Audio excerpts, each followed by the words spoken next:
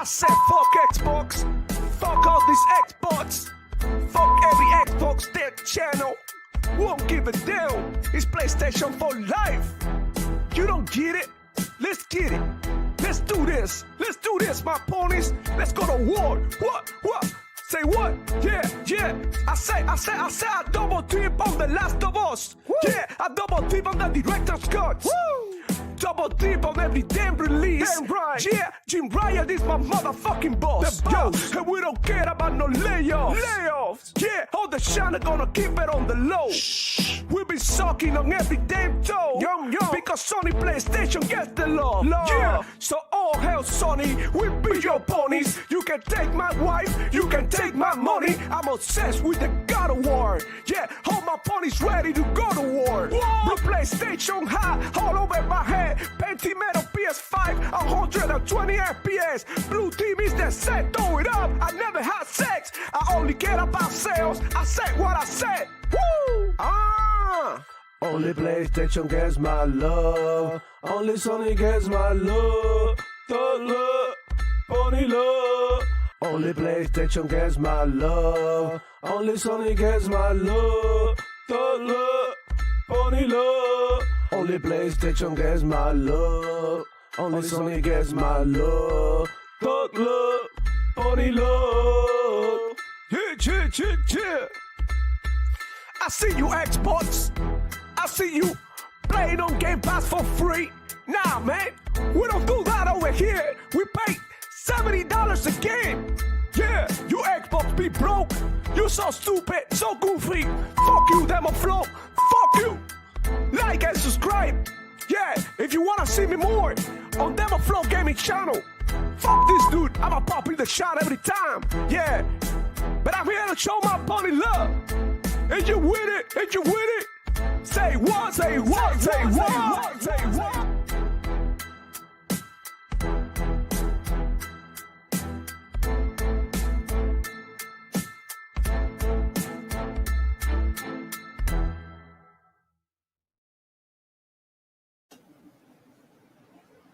Okay, we're live. Hello, everybody. Welcome back to the Demo Flow Gaming Show, where I share my passion for gaming and keep you informed of everything that's going on with the Xbox ecosystem, Sony PlayStation, Nintendo, Steam, Epic, all of gaming, because shit is getting wild, dude. Happy Friday, and I hope y'all have a wonderful holidays. Thanksgiving for me was amazing. I got to spend some time with the family. That's very important. And I also got to spend some time playing games. Yeah, I did play a lot of games during this Thanksgiving. It was a most beautiful thing. So thank you guys for coming through. Hit the like button and subscribe if you're new to the channel. Man, let's get it going because, I mean, it's been a crazy couple of weeks. And, I did this, though. I stayed away from Twitter since I think it was like a couple of days before Thanksgiving or something was my last post saying Happy Thanksgiving and whatnot. And then after that, I sort of like disappeared from Twitter and all of the, social media in general. I would just be watching stuff on YouTube or Netflix with the family, stuff like that. But basically just went away from everything that was going on in social media because I feel like I didn't want to spoil my holidays. I feel like I'd rather spend my free time playing games and enjoying it with my family than finding out what the hell is going on with gaming and all of that. And I feel like I catch up later. So that's why I was away from all of that, man. And I just had an amazing time. I got to play a lot of games. And spend a lot of hours gaming, a lot of like Call of Duty, as you can see back in the background. I play a lot of Call of Duty, all the modes. I played the campaign, I played the end game, I played the zombies, a lot of multiplayer mainly. I completed the event. It was actually amazing. I actually completed everything, got the camo and all that. So super excited for the season, the Call of Duty that started yesterday. It was pretty cool too, at the beginning of the season, seeing the new maps. I still got yet to actually play on them, but I actually went into like a private match and I checked them out. and they all look pretty good, man. So yeah, let's get going, man. Let's start gaming. So I see you down there, shop, man. Let's get it. We got Power Boss here at 4:32 in the morning. I don't know if he's gonna make it, to be honest with you.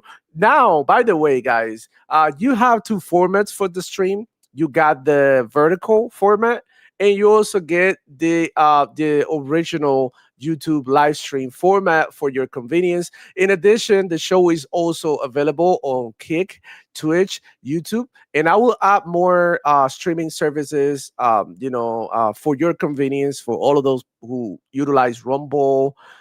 And all these other streaming services or whatever. But anyways, man, it's being super dry here in the channel. I'm gonna keep it real. Is because like I had time these holidays, and I had the choice: either I make content or play games. And I'm usually very short in time because I have a kid now. He's growing up. He's at the point that he's walking around, touching everything. So you just gotta watch him 24/7 so he doesn't kill himself, because this is what toddlers do. And he's at that point that he's becoming harder and harder to take time away from my son to go ahead and you know upload content. But I'll be back, definitely uploading more content. Just need to find the right pacing for me. So I just want you guys to understand that this is like, the holidays is a very complicated time now for me. Before, when I didn't have my kid, bro, I was uploading 2 videos a week, but now I can even upload 1 video a week because it takes a whole lot of work and it's not sustainable for me at the moment. So definitely gonna be dropping a lot of content, a lot more live streams. But that's the other thing. Sometimes I want to go live and hang out with y'all, but damn, so check come up. Most of the times when I'm playing, you see here during the gameplay, my character stays idle and it's not doing anything. It's just because like something came up, I had to go help or I had to go get myself for a little bit. So it's just like I don't really get like 3-4 hours to myself like that I uninterrupted. And that's why it is extremely fun. Extremely hard for me to drop content like I used to. But Six Layer in the house as well. Good morning, gamers. And yeah, Powerballs, by the way, at 4:32 in the morning, he was up, but now he's not here. Obviously, he was up playing games. We all know. And we got Adidas 20 member for 20 months, guys. God damn it. 20 months. Wow. Time really flies, dude. Yeah, salute, man. Salute to you. Pleasure to have you as a member of my community for 20 months, man. That's super dope. Really appreciate you guys. We got Lycos45 in the house as well. What's up, demo and chat? What's going on, player? Looking good. I love seeing this every time. You're talking about the intro, hell yeah, man. Yeah. I got something cooking too, but it's again calming down everything to time constraints and restraints that I had now with time is so limited for me, guys. We got Noble Ball 360 in the house. What's up? What's up? What's going on, player? And we got Six Layer as well saying, been playing Marvel Cosmic Invasion. Thanks, Game Pass. I've been playing that too. I actually checked it out. I have some gameplay in there as well. Like us 45 say Call of Duty is still on top. Let's go. Yeah, man. I see you playing Halo Infinite as well, man. You've been putting in work with Halo. Shout out to you, man. A lot of I don't know if you've seen this too, but the Halo Master Chief Collection seen like it peaking players again. Like, yeah, they actually had like about 15,000 concurrent players, on Steam only. Not to mention, Xbox and all that. So that's good for a game that came out a bunch of years ago. So I think that's pretty good for Halo in general as well. Like us 45 saying, hope things ease up for you, then. Well, yeah, I really do, man, because it's getting hectic. But eventually, when my kids start going to school and stuff, like everything is gonna, come back to normal. But the thing is, man, like YouTube has this thing that when they want you to upload 2 videos a week. Like if you don't do that, you're not gonna increase your subscribers. Your channel is literally gonna be shadow banned or something because they want you to be 24/7 pouring content into the channel. And I think that's good too. To actually like prioritize the people who actually drop a lot of content. But it's also like hard for content creators like me that don't do this full time to come through and actually, get followers, get new subscribers and stuff. But you already know, man, I'm gonna be dropping some fire content, so stay tuned, man. Space Shot in the house as well, saying, "What's up, demo?" I always like how you call it as you see it and include chat's opinions with respect, even if they disagree. Man, I appreciate that, man. I want to, I don't know, like, I feel like the gaming community, sometimes we think that our opinion is the best and what matters. For example, we got this guy, I think is like Rhino from Twitter. And the other day he posted something that really pissed me off a little bit. And it wasn't like no console war shit. And maybe I can find the tweet that he did, but it's just shit like this that I don't like. Let me see. Yeah, this guy right here. Let me go ahead and try to see if I find this stuff. But we got some very, very, very juicy news to go over today. But this guy posts a lot, so it's gonna be kind of hard for me to find it. But let me go ahead and give it a shot while I do the show by myself because Power Boss is not here. Let me check it out. What is this damn post? I should have retweeted it, but I don't know what happened. I think that I was about to retweet it and like sort of like give my opinion on what I thought. But here's what I think, man. Some of the people believe that they right and everything else is wrong. And and that's the wrong approach to life because I could be wrong.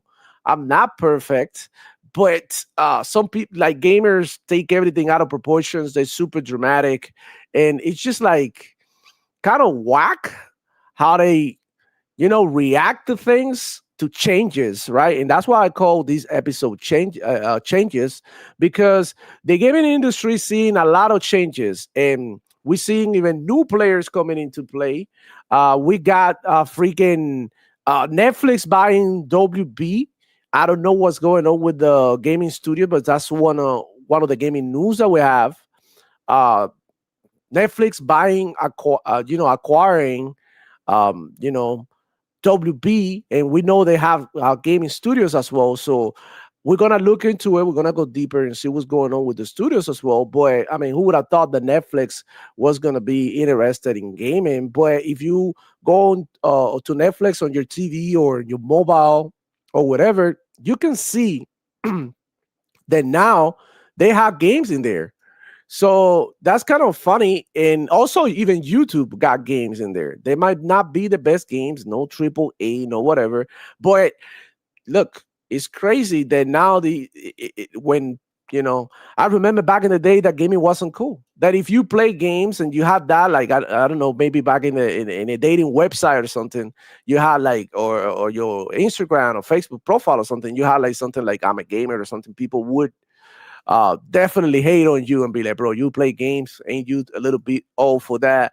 There was so much stigma around gaming back in the day, but all of that is changing. The only thing that is not changing is what people think, and the way that people think. And sometimes, like, like they just think they always right. Like some people say, like, okay, shooters are trash, for example, and they'll be like, shooters are trash. So you play Call of Duty or you play is this and that. But I'm like, okay, they might be bad for you, but they might be good for somebody else. Maybe someone else likes to play these shooters.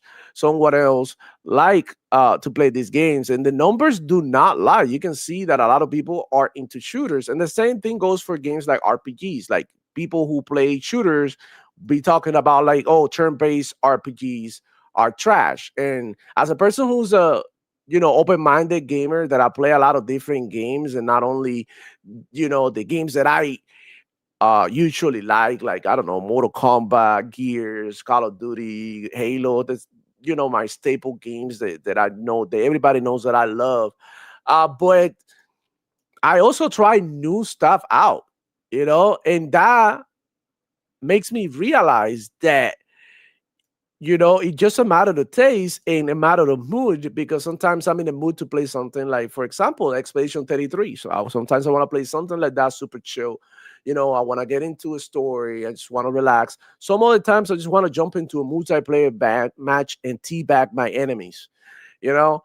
And I think the variety is very important in gaming because I feel like sometimes people just want every game to be the same, but at the same time, they want these developers to innovate, but they won't allow them to do anything new to a franchise. For example, Halo, when Sprint was introduced in Halo 4, everybody cried about it. They didn't want Halo to have Sprint. That's just one example. We got other games like, I don't know, like maybe Gears 5. You can take you can also talk about like people didn't like how fast everything moved in Gear 5 and how the movement was like so crazy, like ball bouncing, like it was like, non-stop and shit like that. Somebody didn't appreciate that. Some people didn't like it, but some other people did. And it's just like you have to give these developers, a room to go ahead and experiment. Like I would say the Call of Duty campaign is not good, but I'll consider that an experiment or something like, okay, let's try to do something new. Let's try to do a twist on this so it is not the same shit every year. And people still complain. That doesn't mean that I'm defending them here saying that the campaign is good because it is really not that good. But at the same time, it's like, bro, but also like, what if they do another war type shit? It'll be like Saving Private Ryan for the 10th time, right? And that's where I'm at right now. I believe the gamers in general are just insufferable at the moment, man. It's just crazy. Well, I couldn't find the post, but anyways, the guy was trying to say that he hoped that games like Call of Duty, Halo, let's say shooters in general, open worlds disappear. He want every game to be back to, I think it was a Vanquish post. I think maybe I can find it if I go in and look into his post for Vanquish, because I remember there was Vanquish. He wanted every game to be like Vanquish. I'm gonna show you the tweet though. I'm gonna find it.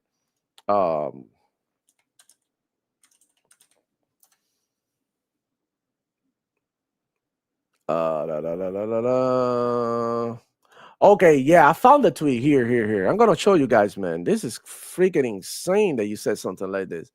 So Rhino, he's a pony or whatever, but he posts about fun gaming stuff. He has a lot of questions and loves to interact with his community. Has a big community or whatever. Nothing against the guy, but bro, when you have opinions like this, I have to hard disagree with you. And he say, I really want video games like Vanquish to come back strong and replace.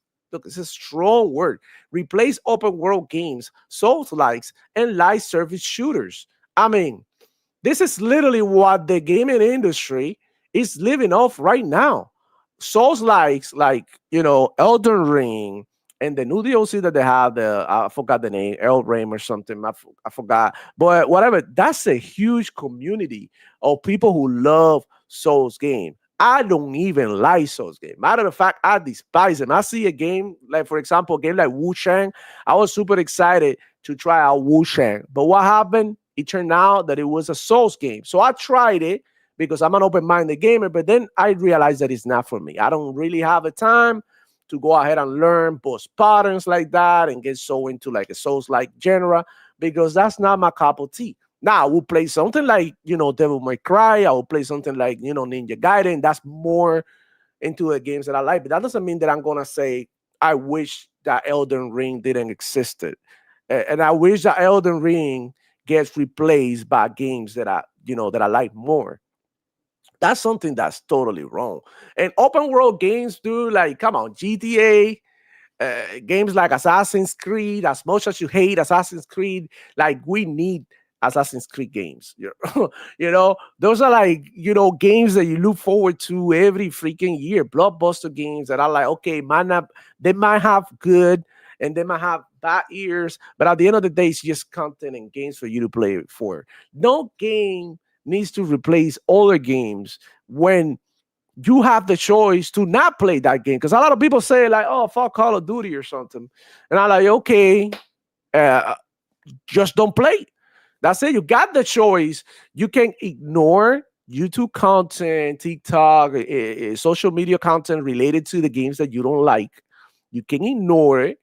And you can also ignore that the game existed because there's plenty of games out there that you can play that, you don't only have to play that one type of game. So, but saying like, that you want every game to be like Vanquish, it's just like crazy because even though I like Vanquish and I think it's one of the best games ever made and it's extremely underrated, I don't think that you want every game to be the same. But like, it's just like eating. I love fucking rice, beans.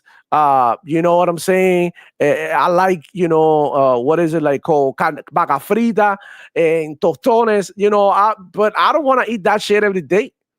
It's something that you like, of course. It's like comfort food and stuff, but it's not something that you want to do every day because then what happens? It becomes boring. It becomes stale. It becomes more of the same. So I feel like variety in games is what is. I really, really, really, really like, when when things are different, dude. Like why every game has to be the same? That's insane. But anyways, guys, let me know. Let me know. Let me see what you guys saying here in the chat, and let's get into our first topic while we wait for Power Boss and stuff. Jules in the house saying 2000s for me was the perfect time for gaming, and that's another thing that I would like to touch on. A lot of people say, check this out, that gaming back in the day was better than now. And look, I had this conversation with my brother-in-law. Shout out to him. The other day, he's a younger dude, right? He's on his early 20s. So of course, he's gonna think that the games back in the day, based on what he hears and everything, was better because he only experienced these newer type of gaming. But I remember back in the day, for example, you had a game, one of my favorite games of all time, Battlefield 3. And I remember that game didn't receive updates for months. I remember it had like three DLCs in its whole life cycles. It had like one DLC called Close Quarters there was like 4 maps.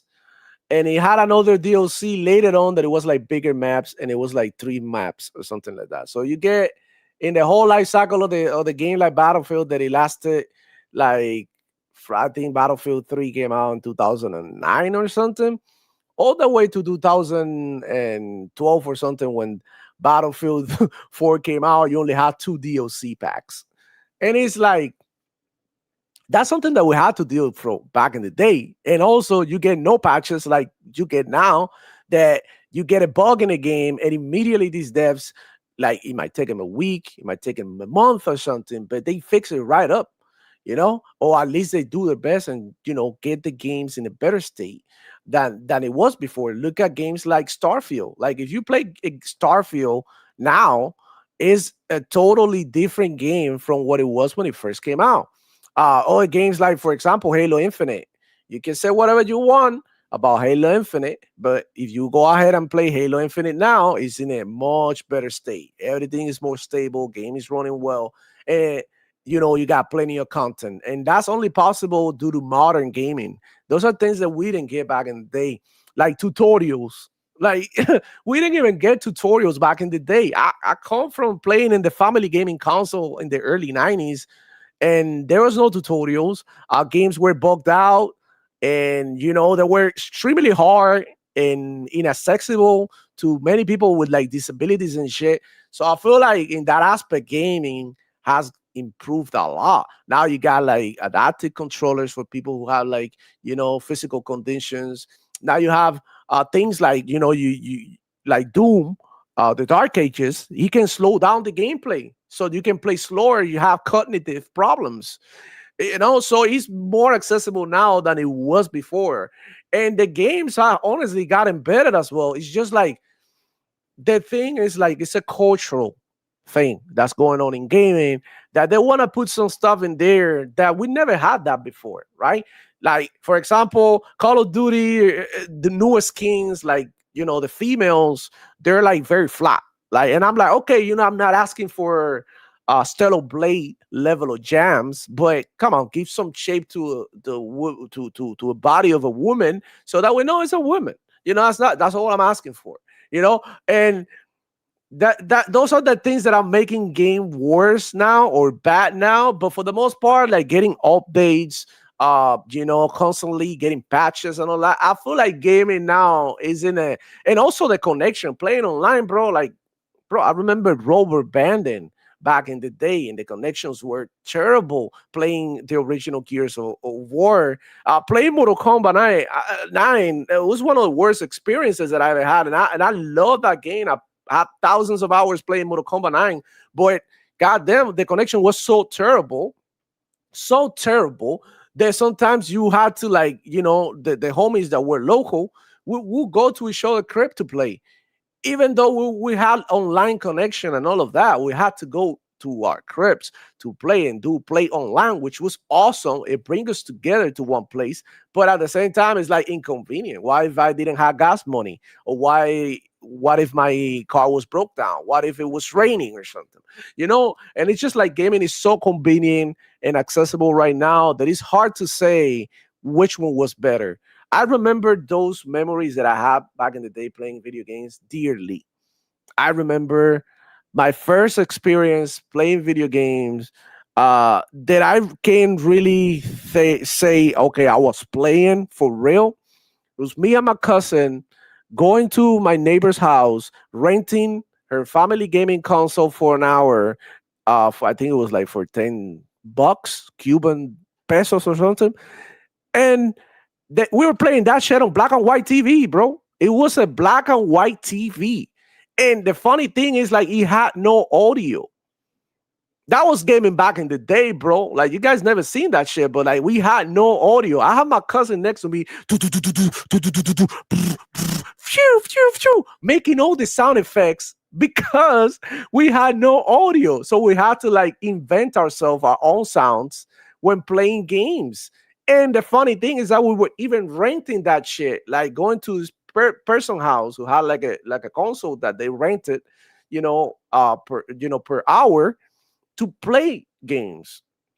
So if you think about it, gaming now, like, you got 4K resolution, 1440p, you got different ways that you got the VR. Now you got, like, you can play on the cloud, you can play in your phone, you can play, in the tablet. And it's like, bro, kids don't even care right now. Like, I went to my auntie's house last night to pick up something. She called me, come get some, like, I have something for the baby or whatever, come pick it up.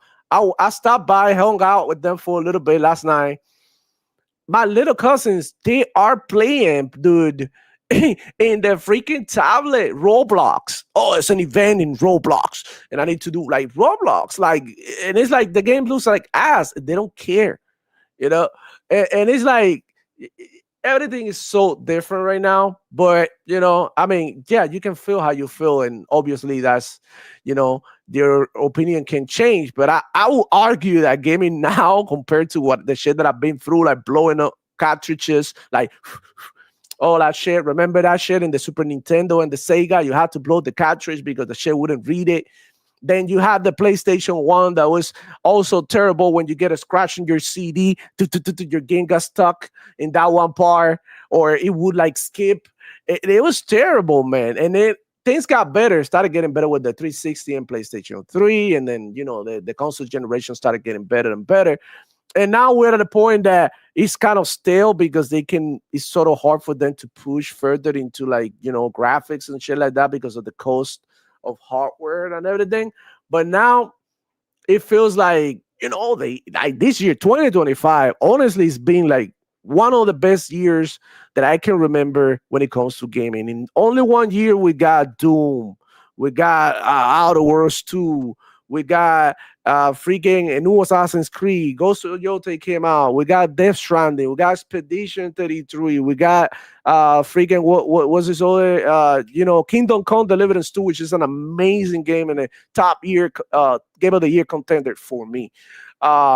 and Avowed, and like you can go ahead and all these indie games as well, like South, Silsong. We got Hades 2, and it list goes on and on of the amazing games that we got to enjoy this year. I'm hoping that 2026 can keep up with this, and I think it will, because we also got GTA coming, and man, GTA is a behemoth of a game, and I know a lot of people are going to criticize it, a lot of people are going to hate it, a lot of people are going to love it, but one thing is for sure, it's going to break the internet, guys. GTA is going to break the internet. So shout out to Space Shot. I think Netflix and YouTube feel that have platforms that could be great streamers, but they aren't heavily invested in it yet. I think that's a problem. They just testing the waters. They're not all in. Do you know what happened to Google?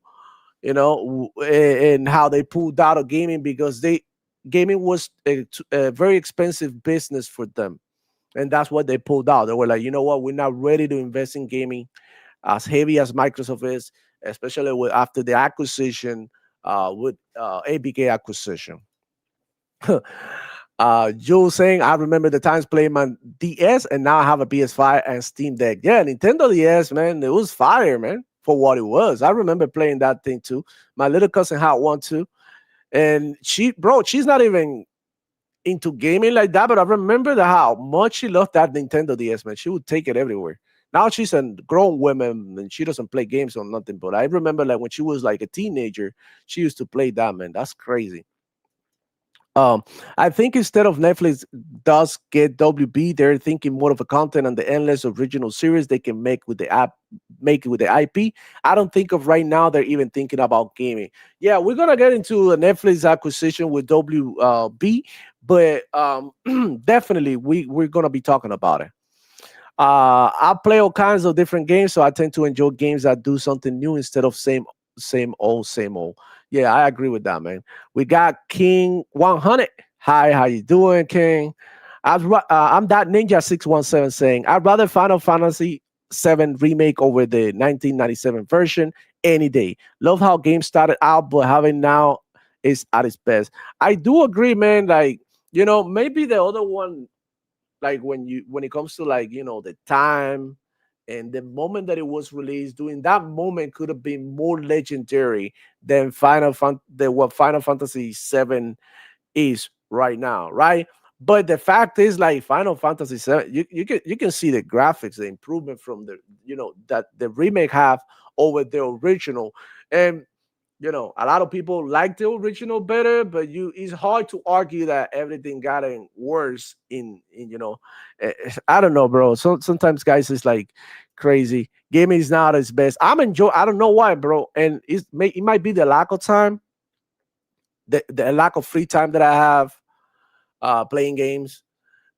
For playing games, and maybe I feel like I'm yearning more for games. I feel like, I want to play this game, but I can play, and that's what I feel like. Maybe I wanted more, but I don't know, man. I've been having a great time with gaming. So let's get it. Let's start with, man. I think this is one of the biggest things that we've seen this week, and it's Steam on PlayStation. And I don't know, I don't know how you guys feel about this, but if you've been here listening to the show throughout months and stuff, we've been saying it, like, what is PlayStation going to do next generation to compete with what Xbox is about to do, right? And we are seeing, like, big players, like, Xbox trying to expand, right? The way that people game and where they game, try to expand their ecosystem. I see going crazy here in this part of the gameplay, because look at how many zombies got into the chasing me. It was crazy. Call of Duty Zombies is actually pretty fun. But anyways, dude, you can tell that the industry is changing by the way that these companies are behaving and the way that these games are going to different platforms, and how different it is from what we are used to see. Okay, so there's no way that you can tell me that you ever thought that Helldivers 2, a PlayStation game, was gonna come to Xbox? There was no way. Xbox always gets skipped. Like these people do not like Xbox, and they do not want to put the games on Xbox because that's always been their strategy, right? The PlayStation strategy has always been deprive Xbox from these games so that we can sell our console and say that we have more games than Xbox. Okay, so what happened? Xbox got tired of being bullied and was like, you know what, we got deep pack with deep pockets. We might as well drop some money on ABK and do a big acquisition and change the tide. They started off with Bethesda, right? Remember when they acquired Bethesda? And then they went for the big boys at ABK. And after that, that was the turning point where everybody realized, oh shit, they're in it to win it. We're fucked. So, what do they do? Everybody has to adjust, right? Because regardless of how you feel about Xbox, how you feel about Activision, and all of that, one thing is for sure: these motherfuckers are making money. Not that I care, I don't really care about that. All I want is more games. All I want is more accessibility, and all I want is save some money, right? Because at the end of the day, it's my hobby. It's the thing that I want to do in my free time. So what happened after this? Everybody had to adjust. Xbox showed everybody how to make money. And now everybody's like, oh shit, we gotta make money. They're jumping in the bandwagon. And why is that? Well, you can tell. They put Forza on PlayStation along with some other games. And how did Forza do in PlayStation? It did pretty good, right? It was some extra money the Xbox wasn't counting on. Now the other companies started seeing this, and what do you think they're gonna do? They're gonna test the waters as well, which is why you have PlayStation dropping Helldivers on Xbox, PlayStation doing more PC ports. And that's another thing. They're taking PC more into consideration, and that was all after Xbox started porting their games to PC. Now the last player in the roster that don't want to do this is Nintendo. But I promise you guys, Nintendo will freaking fold. I don't care. Nintendo will freaking fold when they start seeing the money, crazy in the mobile. Because I think that's where everything is heading at the end of the day. They want everybody to have access to gaming. And the best way to do that is to bring the games to the players. Everybody has a phone. So imagine if everybody was able to play their games on the phone. Imagine now that they come out with a phone. Check it out.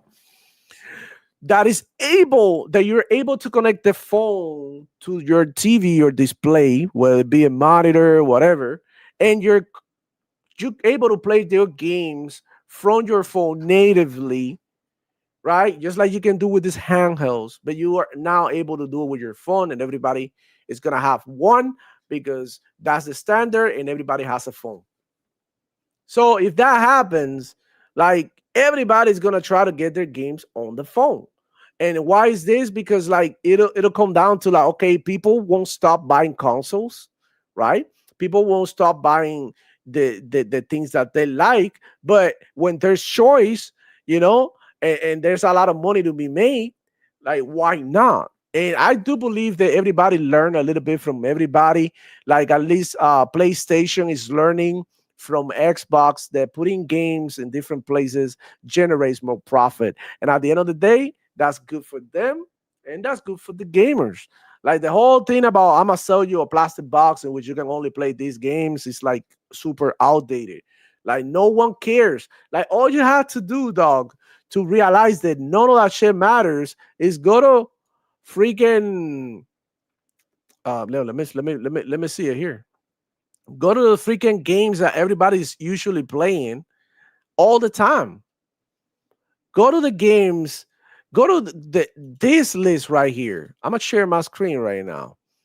This list right here from the other day. Check it out. This was the weekend in November 22nd. Look at the games that these two ecosystems are playing the Xbox and the PlayStation. They all playing Fortnite and Call of Duty. You see it here, top two in both ecosystems. Grand Theft Auto and Roblox is almost similar.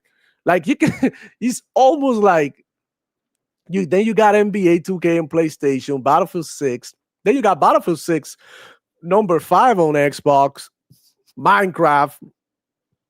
I mean, the only thing that you don't have here is where Wins Mid because it's not on Xbox at the moment, but it's on the PC. But what I'm saying is like it's literally game by game, the same shit. One game here, get played or whatever. That's it. But it's literally the same things get played throughout Xbox and PlayStation. Now, as you pull out Twitter, you realize, I mean, not Twitter, Steam, I'm sorry, that is a little bit different. But some of these players are definitely in there too, as top 10s and whatnot. So that brings me to these questions like, does it really matter? Does exclusivity really matters as much as you've been told before to believe? Think about it, guys. We are playing the same ponies.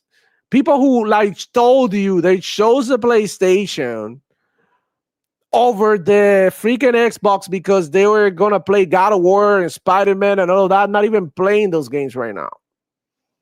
They are playing the same shit that Xbox has. So all these little Twitter posts that you see about people telling you, oh, Xbox got skipped due to this game not being in Xbox is bullshit because they're not even playing those games that Xbox not been getting.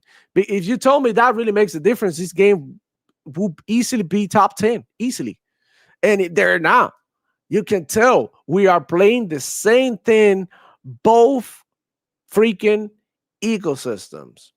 Okay? So we got Forza Horizon 5, 5-year-old game already being played top 16. And you got games like Fortnite and Call of Duty topping the charts on console.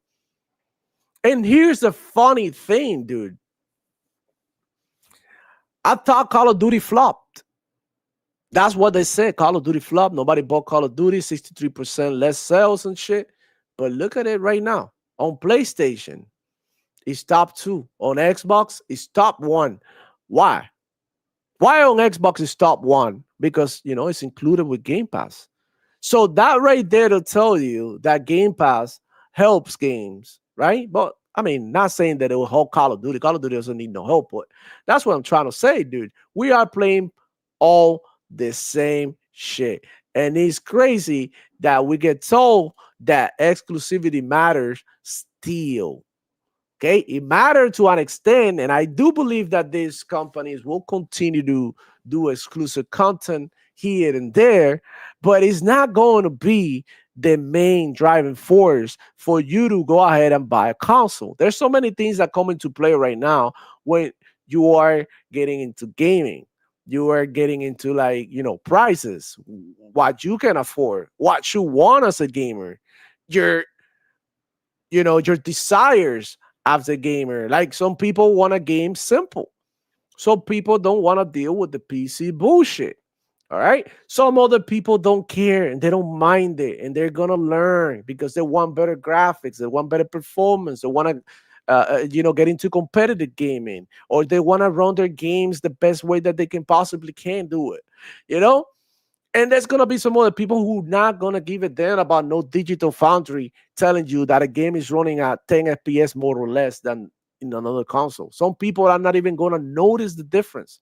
Some people don't even know what 240 hertz feels like yet in 2025. Some people don't even know that. Some people are saying, and I see sometimes this Twitter post about like, oh, this game is running pretty smooth at 60 hertz or 60 FPS. I'm like, what? Yeah, I mean, smooth, but not smooth like 240 hertz or even more. All right. So it's just like a combination of everything: misinformation, narratives, the media, and whatever public opinion there's around. Let me tell you something about gamers. there is this thing with gamers that is like almost like they is an epidemic that somebody said this is bad and everybody goes ahead and follow and say, yo, this is bad. I agree. Oh, yeah, this is bad. And everybody goes ahead and follows that person based on the followers, based on the subscribers that they have, based on the cloud and the fame that these people have. But man, there's more to the stories, dude. You know, you cannot just say this is bad or wrong when there's other people out there who are actually enjoying this. This is like I always give you guys the example. Oh, that Money doesn't like the olives, but I love olives. It's one of my favorite snacks, especially because it's extremely healthy. So he hates olives, and I love them. That right there tells you everything you need to know about the duality of men. Some people will love some shit that other people hate, and vice versa. Uh, one man's trash is another man's treasure. That is like 100%. So, what does it mean, Steam on PlayStation? Is it true? Uh, I don't know. At this point, everything that they're saying, I do believe is a speculation. And I do believe it's a lot of people behind the scenes pulling the strings that are Sony PlayStation chills. And they want Sony PlayStation to win the war or to be better than Xbox because remember, all of this is about I want my box to be better than yours. And that includes journalists who should be neutral, who shouldn't be even doing console war, rage bait, or whatever. They should be professionals, but they are not. And we know what we're talking about. We're talking about all of them grifters out there who love to talk and communicate all the bad news about Xbox, but when it's time to do it for PlayStation or Nintendo, they don't do it. And look, I'm not here to defend Xbox. I don't care. What I'm trying to say is like keep it real so that the consumers know what the hell they're getting, dude. You know, because you're telling everybody to go ahead and get a PlayStation for what? To play the same games that you get on the Xbox? I mean, you could argue that Xbox is more expensive right now, and that's a good argument in why you should go ahead and get a PlayStation instead. No doubt. That's a very good argument. But at the end of the day, it's like not only the price that you pay to get in, but also like what you get after. And you have to take that also into consideration. Okay, with Xbox, you get Game Pass. With PlayStation, you don't. You know, just now we got Marvel Cosmic Invasion on Game Pass. That's a big thing that you should say to. Okay, you know, Xbox is a little bit more expensive, but you get Game Pass and you get good day one additions like Call of Duty this year, and cool games like Cosmic Invasion. High on Life 2 is coming to Game Pass as well. Yada yada. And all the other games that came out, like, you know, Ninja Gaiden and, you know, Outer Worlds 2, Grounded, Doom, all that is also included in Game Pass. That people don't like to mention it because they came out a few months ago, but there's two brand new games pretty much. So when you think about it, I feel like people had it out for Xbox. Is that fine? Because, you know, Xbox really messed up a few times. But, I mean, let's keep it real. Let's be fair. You know, let's be fair. I think every platform has their pros and cons. And I think as a gamer, you'll be okay no matter what platform you choose at the end of the day. You're going to be able to play your games on PlayStation and you're going to be able to play your games on Xbox the same way that you do it. And there's really nothing wrong with that. And if you're a Nintendo guy, man, good for you, man.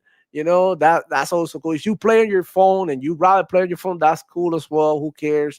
That's you, the one who's playing and getting that experience. It doesn't affect me in any like the way that you play and the games that you play do not affect me in any way, shape, or form. It's your experience. So why do I have to be like gatekeeping you from experiences and telling you not to do not buy a PlayStation? Like, why am I telling you do not buy a PlayStation? Buy whatever the hell you want if you got the money. Like, you know, I wouldn't buy it because honestly, I don't have an extra $500 to drop on a PlayStation. That's one. Second of all, I'm not really into the PlayStation type games. And that's fine as well. That doesn't mean that I think they're ass. That just means that I'm not into it because I'm more into multiplayer games and stuff, you know? And that's one thing that they could be doing a lot more work on because they really, really, really like the multiplayer, you know, experiences like we're getting all the places like in the PC and Xbox.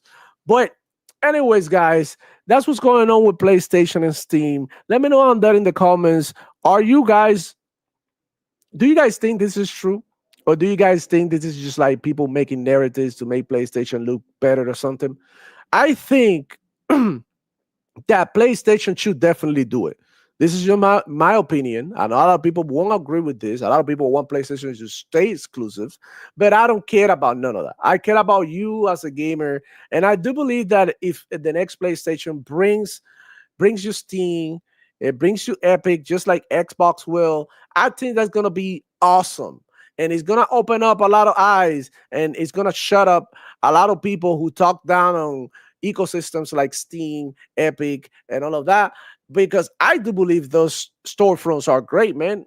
I know a lot of people don't like Epic, but I log in every week to pick up some free games, bro. Why am I gonna hate on something like that? It might not be the best, more optimal way to play your games with that launcher, but you get free games. Who care, bro? Go ahead, claim your games. Shit. Like, I don't really get you guys, man. It's just kind of crazy.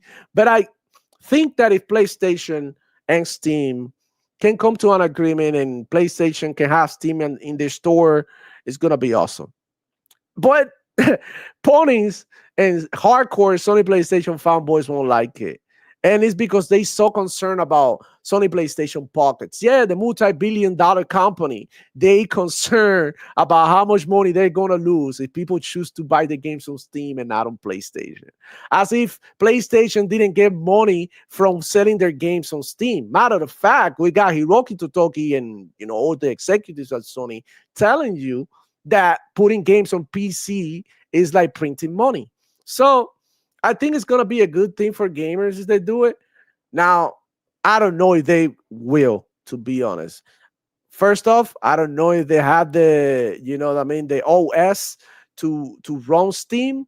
I don't know if they have the capabilities and the the infrastructure to do something like this. Now, what I think that they can do is that they can go ahead and come up with their own launcher, like PC app type shit, and drive some people to use that app in there. But they will still need to put the games on Steam because there's people who just play Steam strictly. Like I said, they won't even go to Epic Games to claim free games. Some people are like refuse to do that because they hate to use other launchers other than Steam. And that's fine. That's their choice. But I wouldn't shoot myself in the foot like that. I'm gonna keep an open mind, and I'm gonna go ahead and explore, go to other places like GOG, Steam. I like CD Key sometimes to get my Game Pass subscriptions and stuff. So I mean, there's definitely choices. So choices are always good for the gamers. So let me see what chat is saying. Yo, Eternal D87 in the building. Dímelo, Bobby. Ever Bristle 9563 in the house. How's it going, player? Nintendo will be the last to put their games everywhere, says Lycos45. And I agree with that, but I do think that eventually they probably will. Jules in the building saying all I care about is just playing games. Don't care much for pretty graphics and all that. I had to agree with that, even though pretty graphics are cool too. I just want to play a dang game. Yeah. Okay, Lycos45 believe that don't think that Sony will do it, but if they do, that's good for the consumers. I agree with that. Like he say, I uninstall Epic right now when Fortnite drop on Xbox PC. There you go. See, a lot of people don't even like Epic like that. But I just go in there and claim the games, man. Honestly. I'm excited for the free games starting December 11. I ain't saying no to free games for sure, and they do have like a Game Award theme this year about the games that we might be getting. So there might be a good couple of surprises in there. Every year during the holidays, they drop a lot of games, bro. So I suggest you guys, because that's what I got. Guardians of the Galaxy. That's what I got. Death Stranding, the original Death Stranding, director's cut. I got so many good games in there, bro. That is insane. Yep, I'm logging in every year. Space Shots in the house saying, I can't really say it's great when the people who own consoles aren't buying first party games the way they used to. Wow. The argument chart show people buy PlayStation or Xbox and then play multi-platform games. So yeah, you better go where the customers are. I think it's possible Sony could put Steam OS on the PlayStation 6, but that puts them at the mercy of how well Valve can improve compatibility with Windows-based games. That's not a great position to be in. Yeah, and that's another thing. Like if you think about it, the compatibility issues are probably going to be in there when it comes to Steam on PlayStation, because I mean, PlayStation, I don't know what OS they use, but definitely Xbox, I mean, use Windows. So it'll be easier for Xbox and Microsoft being the same company to run something like Steam, which is mainly Windows, right? And I know a lot of people like to talk about Linux and stuff, but like, yeah, I know I got time for that, man. It's great. Go ahead, do Linux if you want, but I won't do that. It'll have a lot will have to change for me to go ahead and get into a Linux. But yeah, man, that's Steam on PlayStation topic. Let's talk now about this piece of news. Funny piece of news that I got here for you guys, man. PlayStation got beat in console sales, and nah, bro, it's just like a funny topic because I'm gonna show you right now how. Okay, this I don't really believe this article too much because of the source Insider Gaming, but whatever. Let's troll a little bit. And Insider Gaming posted a article here. A console nobody has heard of just top PlayStation 5 sales in the US. And here's the article. Let me go ahead and go to the article, and if it's this little console right here, which I had on the thumbnail. I never heard about this shit before, but a console nobody has heard of just top PlayStation 5 in sales in the USS. Circana most recent release of hardware sales in the United States just revealed a tantalizing tidbit about unknown piece of hardware that's making waves this holiday season. In a post on social media by Circana's Mass Piscatella, it was revealed that the next Playground interactive gaming system outsold the PlayStation 5 during the weekend in November 22nd, 2025.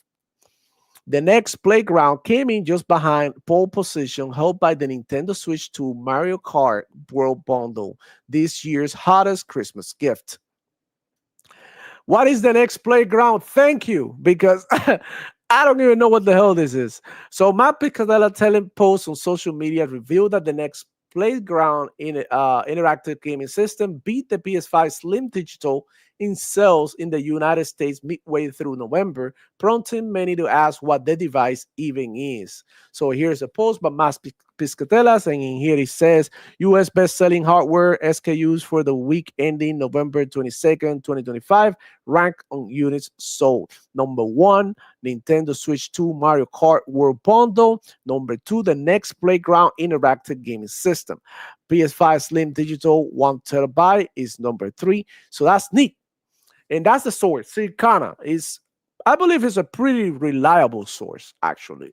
So the next Playground has been around since 2023. So this is an older console from 2023, but it's gathering steam now ahead of its year's holiday season. It's part of the new lineup of interactive games consoles designed for families and young gamers. Keyword, young gamers, allowing them to turn their televisions into engaging experiences without the need for controllers. You guys, check it out. Read this again, man. Allowing them to turn their televisions into engaging experiences without the need for controllers. Guys, are you guys peeping what I'm seeing? This console is selling like hotcakes, and it doesn't even have controllers. So there is even a possibility that in the future, these things right here, the controllers might even be obsolete, dude. Might even be obsolete at some point, dude. Look, I love my controllers. I got like 10 of them or whatever. I got my Razer, my trusty Razer. Wolverine is the shit. I love it. I love controllers. I'm addicted to buying controllers. I don't know what I would do if I don't get controllers and controllers go obsolete and all I have to use is my hands or something. I don't know. It's just the feedback that the controller gives you when you're playing, right? That sensory input that you get when you're touching your controller, the texture, just moving your sticks, pressing on the D-pad, the buttons. It's just like the clicking sound. That shit, that it just feels satisfying to me. There's something about it that just calls me. But now a console with no controllers is selling like crazy and is directed towards young gamers. Guys, changes the way that we play games is going to change. It's up to you to evolve or get left behind. You'll be like one of those guys who like, oh, I only play retro games. Okay, go good for you, bro. Go play Super Mario Bros. 2 or something. Good for you. Go ahead, have fun, bro. While I go ahead, I'm play the new Call of Duty. Looking forward to the Halo remake, all of that shit. And they're out there playing Super Mario Bros. A game that I played when I was like 5 or 6 or some shit. And I already beat it several times. But here's the thing, dude. We can't be scared about these changes. We can't be scared. We got to embrace it. Technology has to advance. We cannot be sitting here and saying, yeah, he doesn't have a controller and put a tweet or something like, yo, fuck this console, it doesn't have a controller. We can be keeping that attitude here. We got to like dig deeper and find out what the hell is this about this console that got so people, like into it. We got to see what the fuss is all about. So going back to the article, the next playground is like the Kinect iToy, like the Kinect iToy or the iToy or the PlayStation camera, but you don't need a console to make it work, as it is the console. Okay, so this is similar to what the Kinect was doing, right? But now it comes only one console like that. You plug it in, boom, that's it. You don't need a console and the accessory. All you need is the next playground, whatever, and that's it. You're set. Check this out too. This part is very important. It's like it is an AI powered device that sits next to your television, offering a range of games like Fruit Ninja, Bluey Buster Move, NHL Puck Rush, and Barbie Dance Party. These are all, for the most part, mobile games, guys. They bring in you mobile games to your TV. You can see Netflix, you can see YouTube. They bring in the games to you. Everybody has a phone. Now, why would they go ahead and on top of everybody having a phone and having access to games like Fruit Ninja on their phone, would want that on the TV? Why, guys? Like, think about it. Why? God damn it, bro. There's another place to sell you the games on. Who cares? It's like, okay, just because Burger King and McDonald's and Wendy's exist doesn't mean that a new burger spot can open. You know what I'm saying? And be successful. Matter of fact, I encourage you guys to go ahead and try something other than the shit that is Wendy's, Burger King, and all these fast food places. Because there's a lot of burger spots that are fire food trucks, little, hole in the wall, mom and pops type place out there. You can go, bro, at least down here in South Florida, you go to Wynwood and the amount of food trucks and little spots that you find is crazy. And you can get a burger, same price as McDonald's, and 100 times better with better ingredients, better everything. And they just like, we are programmed to believe that we only got the choice to go ahead and get McDonald's, but there is so much more, right? And at the same time, bro, these guys are being successful with what they're selling. So respect to the next playground. It's a new player. Nobody's talking about this. And all they have, look at their exclusives. Fucking Fruit Ninja, bro. Bluey Buster Move. And they selling more than the damn PlayStation. And Xbox even. This is freaking insane. Look, these people post this and they only had like 30 likes or some shit. Like, people do such a great job ignoring, right, the shit that is happening right in front of their eyes. And it's like, okay, we just got a new player here. There's no big three anymore. As you can see, Xbox is not in the big three anymore. You can see the Nintendo Switch 2, the next playground number 2, dethroning PlayStation, supposedly the king, and then PS5 Slim Digital, right? Because that's another thing that Sony PlayStation dudes will tell you. They buy the version with the CD. Bullshit. Everybody's trying to save money. Everybody's buying their games digital. Nobody's buying physical games anymore like they used to, bro. I remember having like a full stand full of CDs. Got rid of them.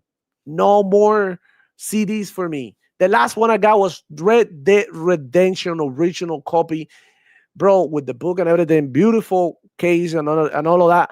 Red Dead Redemption 2, and I gave it to the homie. I gifted it to him because I was like, you know what? I don't need this shit. I got Red Dead Redemption in Steam. I got Red Dead Redemption on Epic. I got Red Dead Redemption digitally on my Xbox. I don't need the CD. You know, somebody gifted it to me. And, you know, I really appreciate that. But, I mean, check this out. Check this out. Look, the next playground cost just $249, which makes it a considerably cheaper option compared to the Nintendo Switch 2 that cost $500 or the PS5 Slim Digital that cost $449. Okay? So the funny thing is, like, all these games encourage young players to get up. Pandemic is over. People want to go outside, bro. You know, get moving and enjoy video games more interactively. It also has a bolt-on subscription that users can opt in to secure more games. The thing is, bro, look, remember the Nintendo Wii and how it took off, and it was like a phenomenon. The games were ass.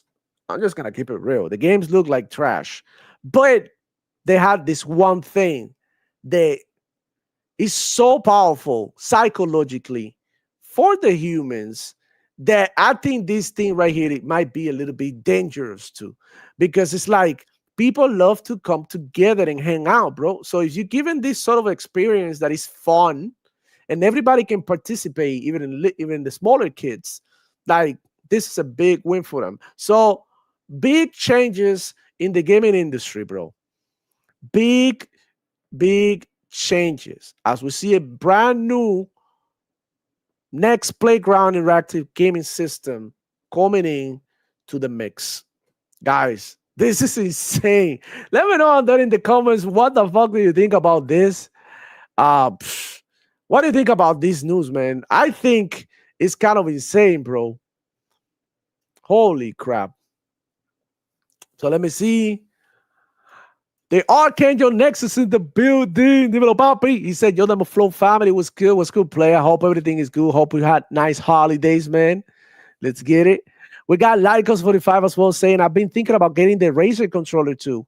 I don't know, man. It depends. I mean, the Wolverine, this one, I only got great things to say about this. I had zero stick drift. This is gonna be a year since I have it. Zero stick drift, and bro, I can't recommend it enough. You got 4 buttons in the back. You can see them right there. They're pretty neat, pretty sweet, and you got buttons here on top next to the bumpers.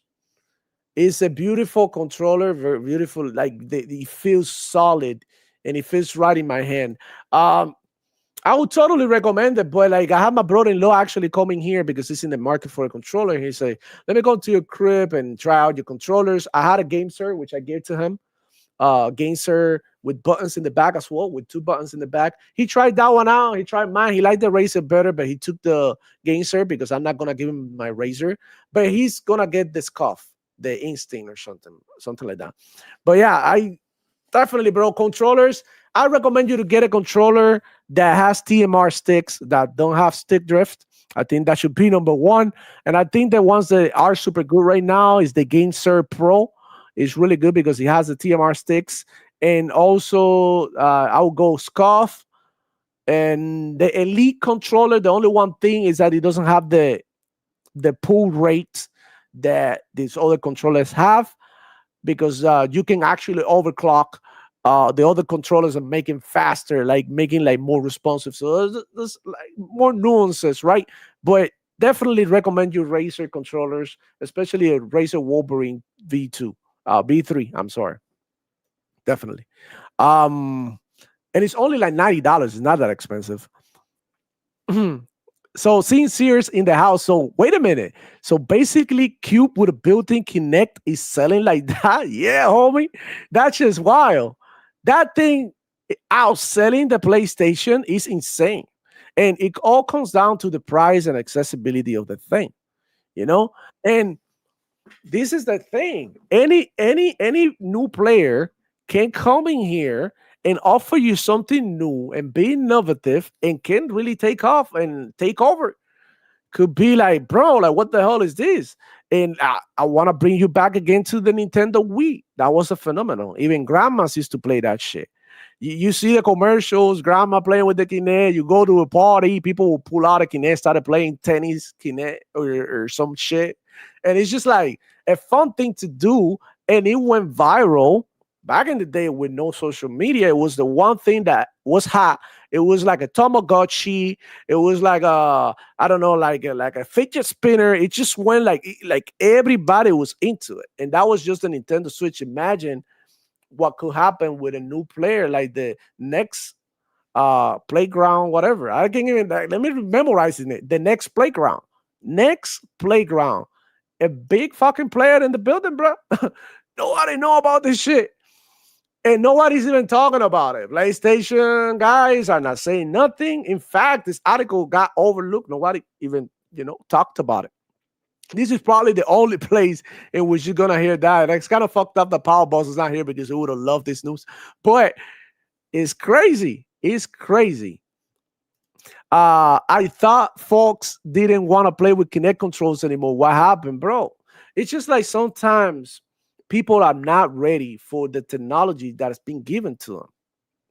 VR has existed for a long time, but it hasn't been hot like it is now. Now I see people. I go to homeboys' house, family members, and shit. They have a VR in their whatever in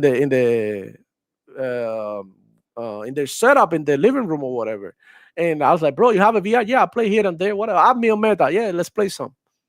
Whatever. And now they have something like the Kinect, which is what I think that Xbox should have continued to support the Kinect and should have nurtured the Kinect and could have become something big. But sometimes they're like, okay, it's not gonna hit, boom, they let it go, and then boom, somebody else come, steals the idea, and it's successful. And that's the other thing. Is because it's a new player, has no reputation, has no media or bias or nothing, right? Nobody knows about how many frames this shit does, what is the resolution.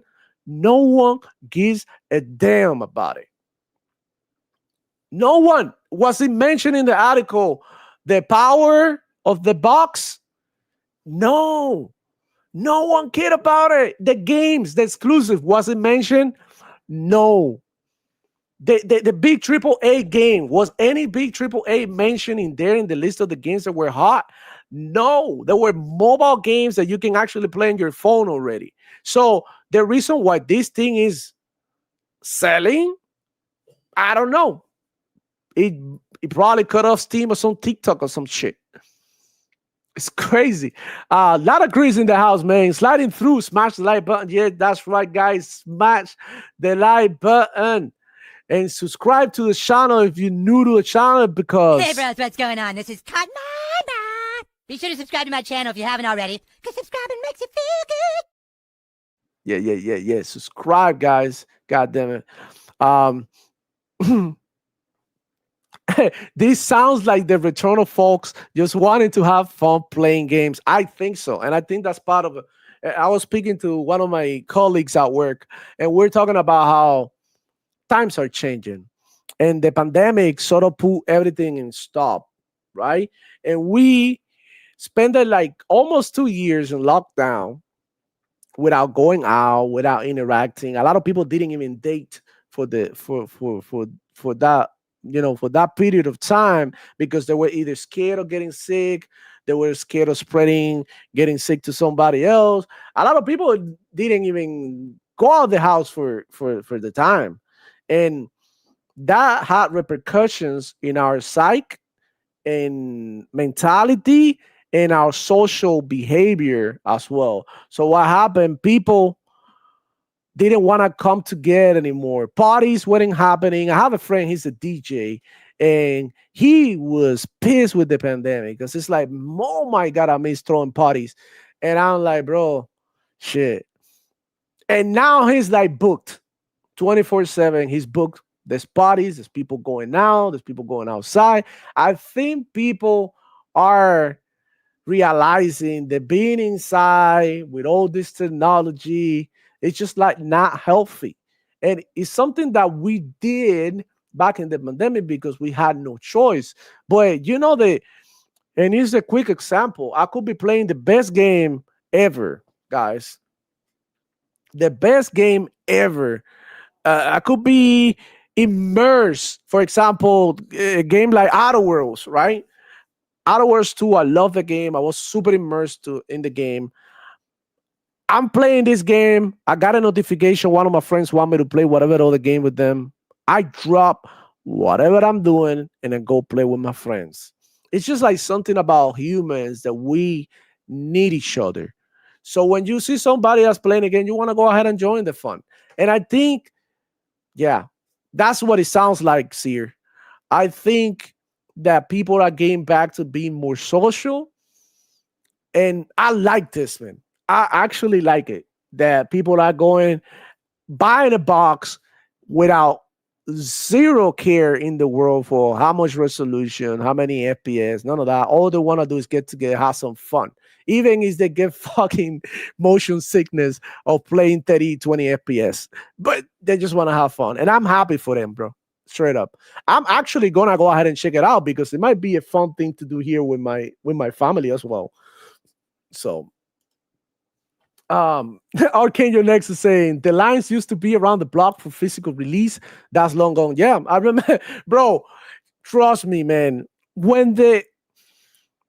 Back in the day, you will go and pick up at a GameStop a game, for example, like Mass Effect or something. A new Mass Effect will come out. You go to GameStop on release night. It was insane. Now it doesn't matter. You can go GameStop or any other stores, any release day, it might be one or two people there, whatever, one or two nerds. But other than that, that's it.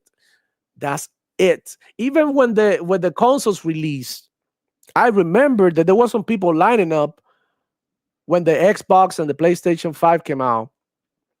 But there were like all the times when the Xbox One and PlayStation 4 came out. Oh, that was nuts. That was literally the insane. But when the Xbox and the PlayStation come out, like, there's people here, but not the same type amount of people that we've seen. So we got Pilump in the house, man. Shout out to Pilump, man.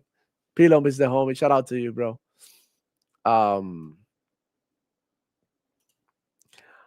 Lemon Stiffy has tried his own comb yet? Try his own comb. Yeah, I don't know what the hell he's talking about. I'll be a troll. What it do? What's up with everybody in the chat? I see you doing your thing there. Bobby, you already know, bro. I'll be grinding, man. Nah, I'm actually, man, being super chilling, spending the holidays. I hope you had a great holiday with your loved ones. Yeah, man, just chilling, bro. Not even grinding, to be honest. You already know I'm just waking my black ass. Wake up, Pillup. Wake up.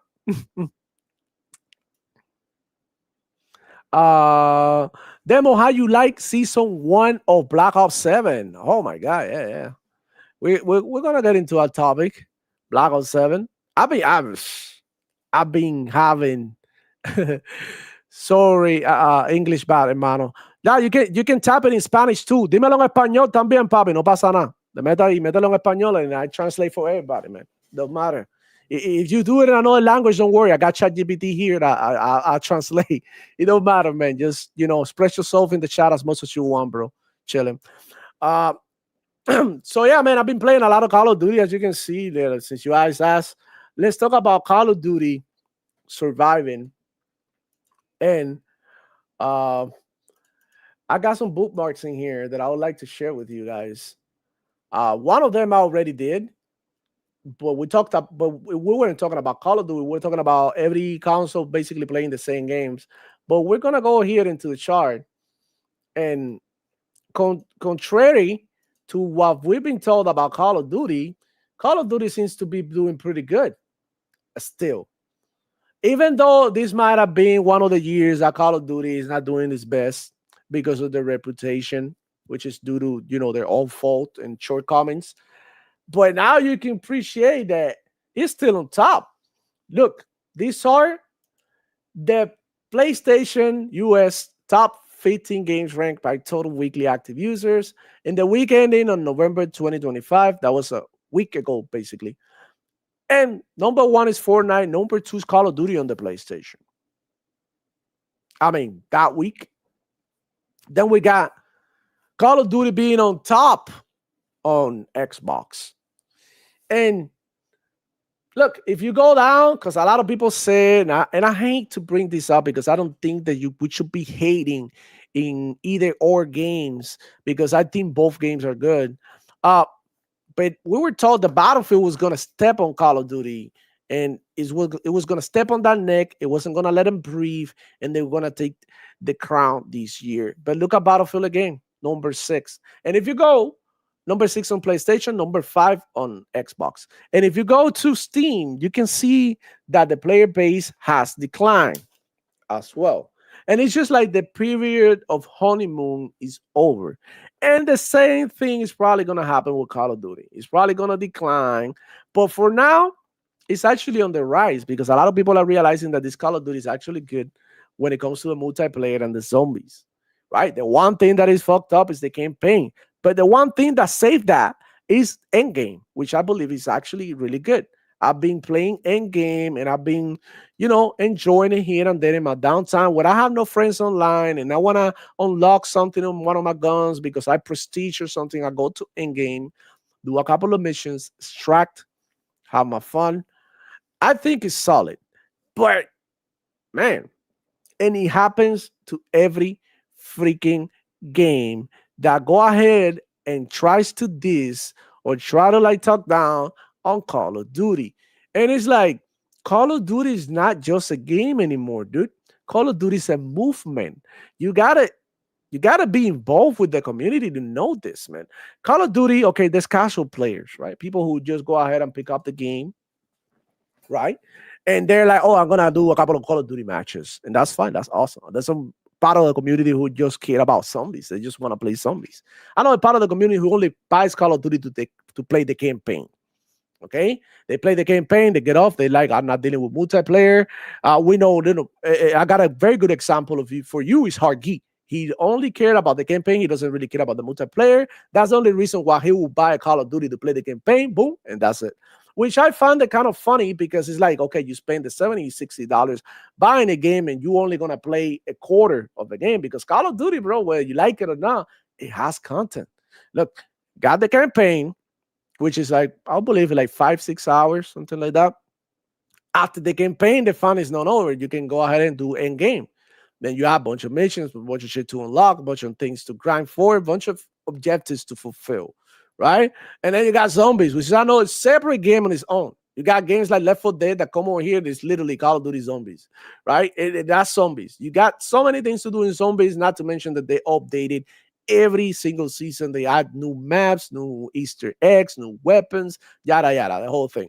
And then you get the multiplayer, right? Which is like, the multiplayer, and within the multiplayer, you get many modes, right? Then you also have Warzone, which is its own thing. And when people look at this chart, they say Call of Duty HQ, right? And they will say, oh, but they're counting Call of Duty Black Ops 6, they're counting Warzone. Okay, so when we're talking about Battlefield, they're not counting RegSec, which is also free to play. RegSec, the Battle Royale mode on Battlefield, is free to play as well. So it's sort of even the way that they're comparing. Either way, they playing Call of Duty. Whether it be 1, Call of Duty 4, whatever, Call of Duty is still relevant. You know? Oh, shit. Look who made it. Sorry. Huh? Paul Boss in the house. He fell asleep. What's going on? Play. We had a fun show, dude. Holy shit. I told you what I was doing. I stayed up way too late. Yeah, you probably went to sleep too late. You were having too much fun, bro. Hey. Watch the shows. Yeah. Oh, man. But I don't know if you means I'm going to put you on some crazy news that we just covered. I know we're talking about Call of Duty now. We moved on from that. But there is a console out there that outsold the PlayStation 5. I heard about it. I don't know anything about the subject. I'm going to put you on. I know, it's just a brief, Sure. highlight here, just because, I don't want to keep you in the dark about it. And I think that you would have loved this news, actually. But yeah, a console that nobody has heard of just stopped the PlayStation in sales. So this thing is called the Next Playground. Okay. Okay, the Next Playground.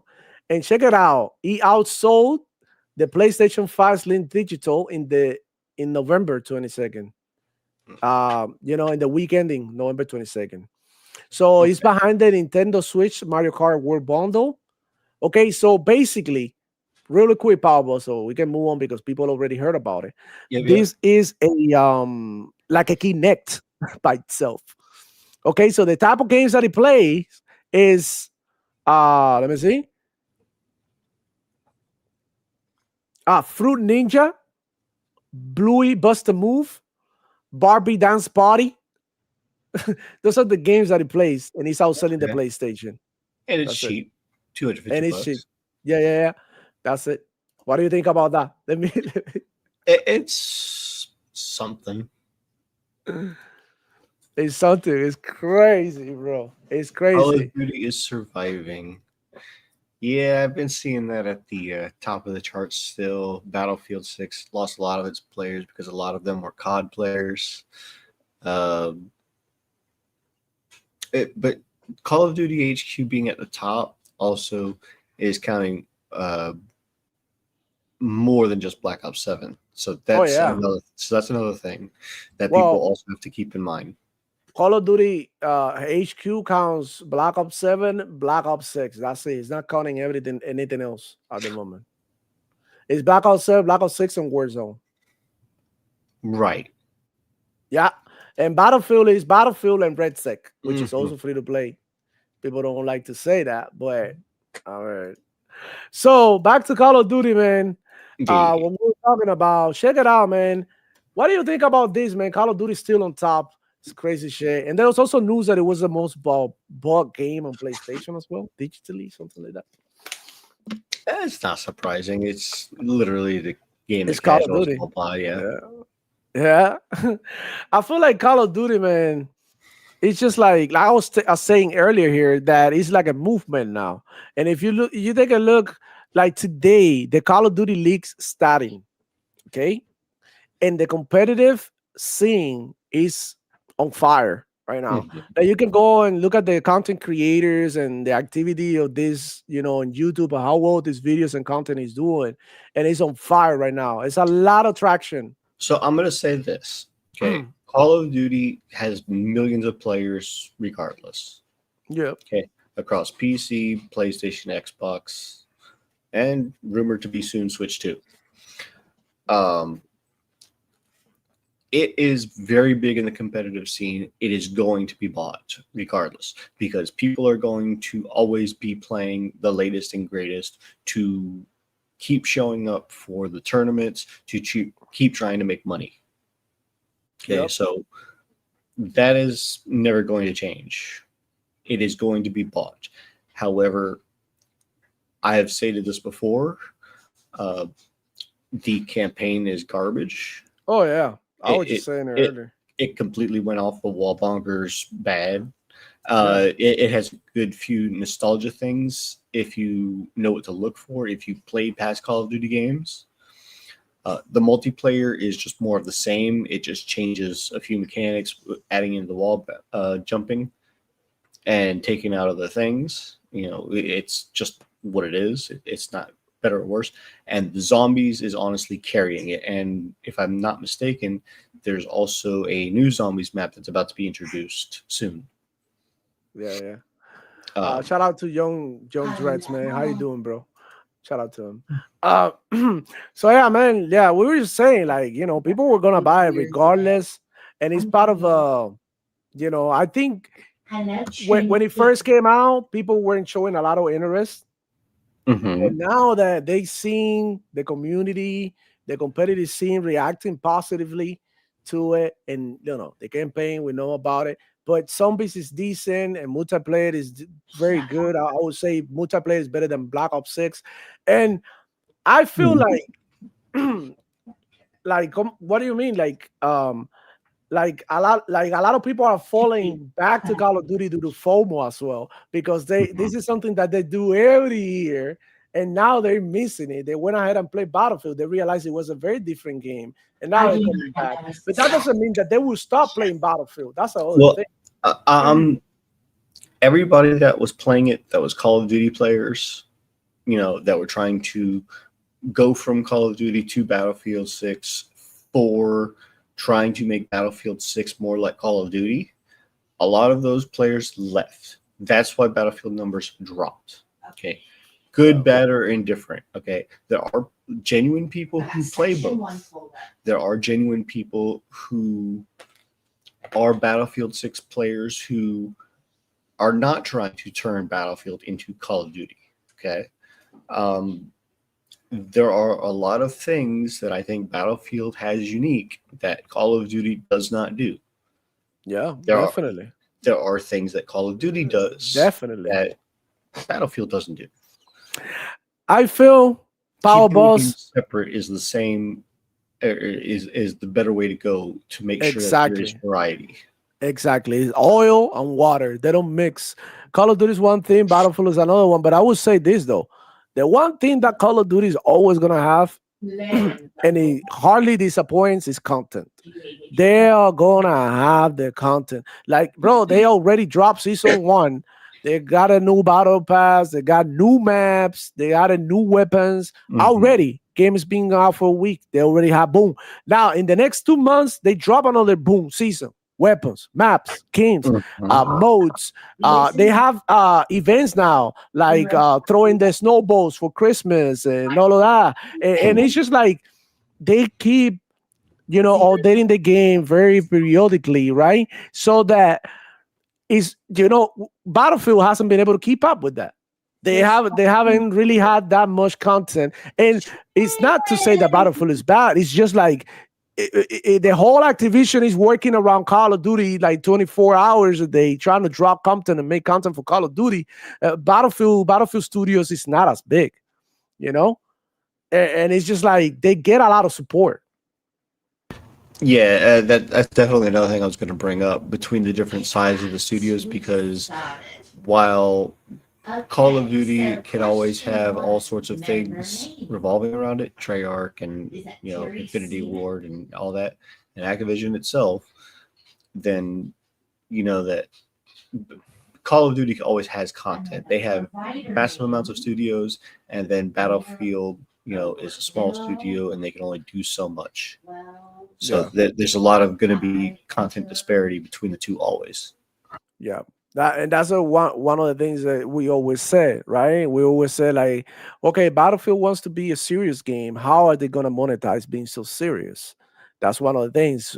It's kind of hard to give you content when you want everything to be military. I mean, how many military uniforms can you make? It gets to a point that it's like, okay, like we need something different. You need to switch it up.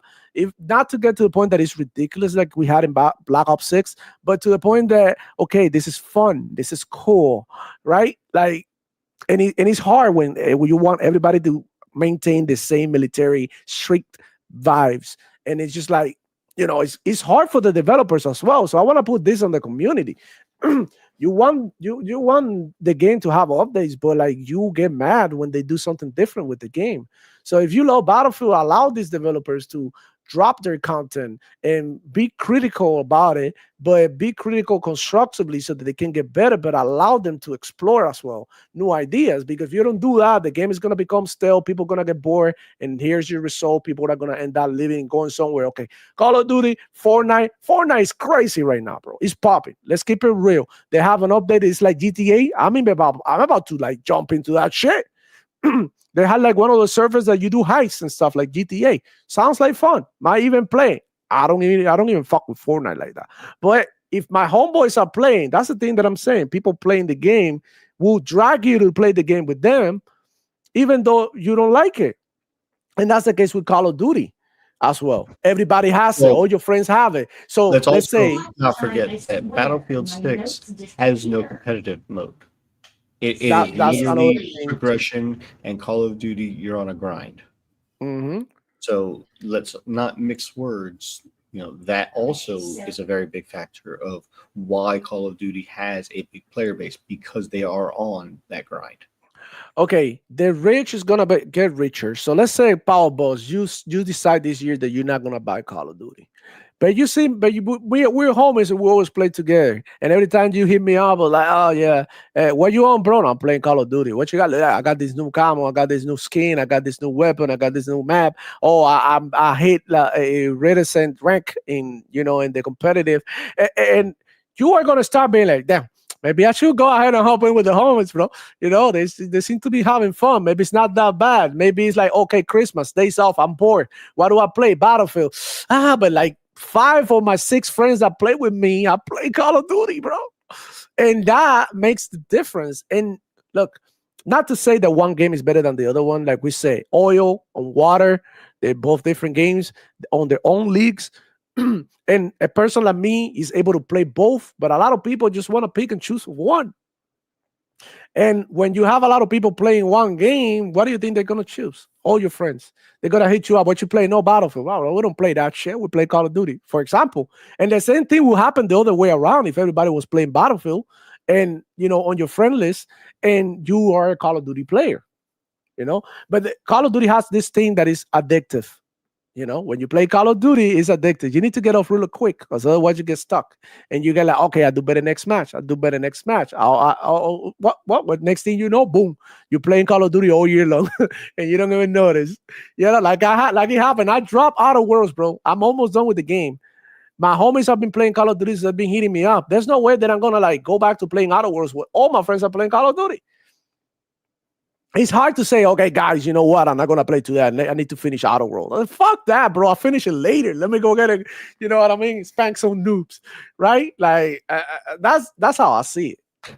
Question. Did you happen to watch the PC Gaming Show 2025 yesterday? Bro, I didn't, man. I didn't. I was at work all day. Yesterday was one of the days that I started working at 8 in the morning. Believe it or not, until GTA 7. 5 was not number 1. You want to know what was number 1? What? Slay the Spire 2. No way. GTA 6 was number 5. Of the most anticipated games? Yes. I don't know. Yeah, because this is like the thing, and we've been talking about it, Power Boss. Like, you got the PC community already predisposed about GTA. It's hard to know. They already come to their senses. It's like the Xbox dudes that don't care about God of War. It's like, because like it's not gonna come over here, so I'm not even gonna dream about it, right? It's the same with PC players in GTA. They're like, you know what, fuck it, we play when we play, when it gets here. And look, this is a funny thing. I don't know if you hear the leaks with Hip Hop Gamer. That look, ponies and hardcore fanboys, console warriors, they love to take everything that these people say like gospel, right? But he did say something about the GTA being playable on the PC, and we've been talking about the delays, and we've been seeing how the industry is moving. Games that were strictly on PC are coming to console, and vice versa. So there's three options that are going to happen as far as the rumor goes. The first is the A6 is going to come out the same day and date. It's going to come out very, very soon after the console launch, or the possibility that it might actually release on PC first is the rumor. Which I don't think, I think they should power boss. But I think it's going to be a short time. It is antiquated that they're not doing it on PC. I mean, I feel it is very antiquated. It's 2025. They should go ahead and drop GTA in every freaking platform, even in the next playground. They drop the thing, bro. Just drop the dang game so he could break the internet and make you a lot of money and become even bigger than it already is. And stop playing around with exclusivity, bro. Just give people what they want. Give them the dang game, bro. Fuck it.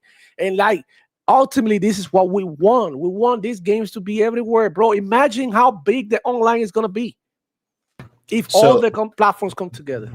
As far as the other half of Hip Hop Gamer's rumor, he does have some credibility because he did have an interview with an AMD representative who said that. However, I don't think the PS6 is going to be getting Steam at launch. Whether it gets Steam like the Xbox and follows Xbox's footsteps yet again and gets it later on, maybe. I'm sure it's going to be more than capable and powerful enough to do so, at least in that aspect. I just don't think it's going to be there at launch. I think it's more a compatibility issue more than anything. And I think that's why Windows versus Linux. That's exactly what it is.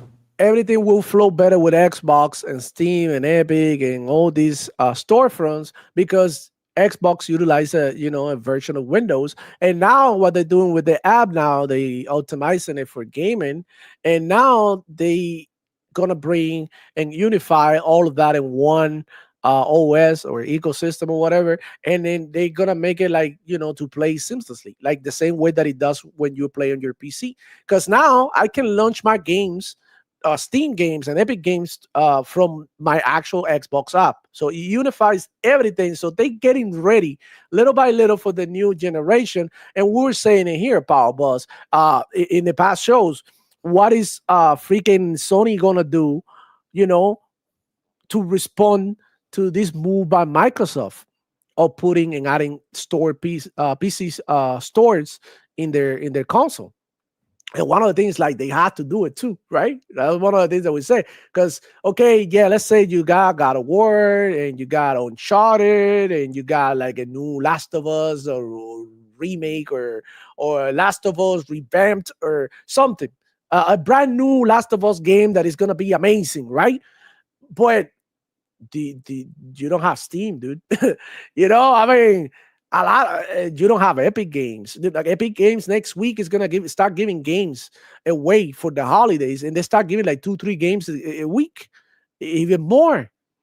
And it's you have that one good game, but what about the other stuff that we also care about? So it's gonna be for a lot of people, it's gonna be a hard decision to make. Either you want to play that one Sony PlayStation games that come once a year, or you want to have all these ecosystems and all these games at your disposal. And I think it all comes down to that at the end of the day. Remember what Phil Spencer said? That he's we want you guys to pick the console based on the features and stuff that the console offers you. Not so everything that are rumored around the PS6, what's coming out, what's going on, this is not what they're doing. We don't know what Sony is doing because Sony themselves, aside from what Mark Cerny has said, is the only thing that we know about it. So when it comes to what they're actually going to be putting on their console, what they're actually going to be making for the next gen console, what they're actually going to be doing, we do not know. Okay, leaks, rumors, whatever have you. I'm not believing anything that they're saying because let's be honest, nobody has been writing the leaks and rumors. Period. So when it comes to what they're doing, even if they get Steam, they are still missing out on GOG. They are still missing out on Epic. They are still missing out on everything else that a PC can do. They're not trying to be a PC. Now, if they come out with their own PC app and they do try to be a hybrid console, then they're literally copying what Xbox is doing, except they're going to be more compatible with the Steam machine than with Windows. So they're going to be a direct competitor to Steam machine rather than to the next Xbox. Because remember, they're always PlayStation has always been based on FreeBSD, which is Orbit OS, which is Linux. That's what the Steam machine is running off of, the Steam OS, which is Linux, not Windows and not Xbox's product. So that is another thing that always has to be taken into consideration as well. Yeah, crazy work, man. Like we were saying, and that's why I named this episode Changes. Everything is changing. We got a big name now in the Nexus Playground, beating the PlayStation in console sales. We got PlayStation thinking about opening up their ecosystem. We got Xbox trying new stuff with, everything. And we even got Steam dropping the console as well. Well, whatever you want to call it. But it's just like everything is so mixed right now, right? It's kind of exciting to see. And I can't wait to see how everything falls back into place. I will say this. It is a PC. There is no question about it. It is through and through a PC. It is not a console whatsoever, because by that logic, everything that can go and sit under your TV or it's a form factor PC are all consoles as well. And they don't want to hear that conversation. Yeah. And so at the end of the day, there's nothing to say. At the end of the day, it doesn't matter, because at the end of the day, you are going to get these devices based on what you want. And you do have the choice to say, I want this or I want that. And how about this now in Call of Duty Zombies, that you get that car and you can take it everywhere and upgrade your stuff all the time? Yeah, I saw that. I haven't played that mode yet. Apparently the Easter egg is really, really long and it takes about 40 minutes to complete. Papi. And that's if you know what you're were playing this for 2 hours and we're trying to do the Easter eggs. We got to like wave 30 or something. And we got messed up because they throw a bunch of bears at you and we were like, oh my God. So we're having a great time here, but it's extremely difficult to score the Easter egg. Progressing the rounds and scoring the Easter egg are two totally different things. Exactly. You can do the Easter egg, I believe, as early as wave 9 or 10. Yeah, but we were trying to figure it out on the go, and as we were doing, we were like, playing the game as well, getting kills and stuff. I watched weapons. Part of the Easter egg. I haven't tried it myself yet. I've only been playing the Van Dorn Farms because the Easter egg is very long, and I don't have many people to play it with. So I haven't attempted it myself yet. I just know it's very, very long. Yeah, but as you can see here, we were trying to keep this guy alive so that we can do the Easter egg. So I was like in charge of like luring the zombies away from my homeboy while he was trying to figure out how to do the Easter egg. Yeah, it's got a lot of convoluted parts to it. Yeah. Yeah. So I mean, all in all, I've been having fun with the game. I think it's fun. Other than that, man, how was your holidays, Power Boss? Let's catch up because we haven't really talked. So I have had an absolute happy Thanksgiving. It was great. I enjoyed, just being here, being on, talking with friends, and called a little bit of family. The wife got a little bit of a bonus from her job, so she got me an early birthday Christmas present. Oh shit! What do you get? What do you get? I got a new monitor. A new what? A new monitor. A new what? Which one you got? Let's go. It's a Sansui. It's an off-brand Samsung. It's an up-and-coming brand. It is a 2K monitor, very, very nice. And it's a little bit smaller than this 1080p monitor that I'm wearing. So 27. You got 27? 25? 24. 24? It's not that big, but it is very, very sharp. That's awesome, bro.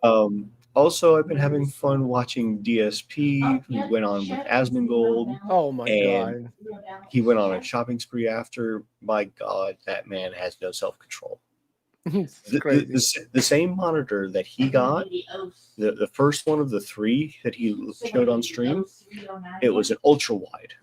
He spent almost $900 on that thing. Wow. My I mean, stepson over there, he got pretty much the exact same thing with my brand that I got as a birthday present. He got the same thing, and his was less than $100. Mine was $50, mind you. And that's it's still a crazy. 2K monitor. Yeah. Aye. Oh man, So crazy yeah, freaking work. that man has no idea how to manage his money. He's slightly older than I am. Just keep that in mind. I don't know about if you know about this news, but Netflix No, I bought have not heard about that. or is buying WB. Warner Brothers. And they got Red Dead Redemption on the Netflix app now that you can play the original. Okay, so the I had original, no idea. the the original Red Dead Redemption, right, had a remaster or something now, and it released a couple of days ago, and it has a free upgrade for those who bought it on Xbox digitally, the 360 versions.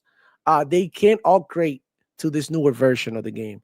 But with this update, it also came to Netflix. So now Netflix has Red Dead Redemption. When you go on your Netflix, go check it out.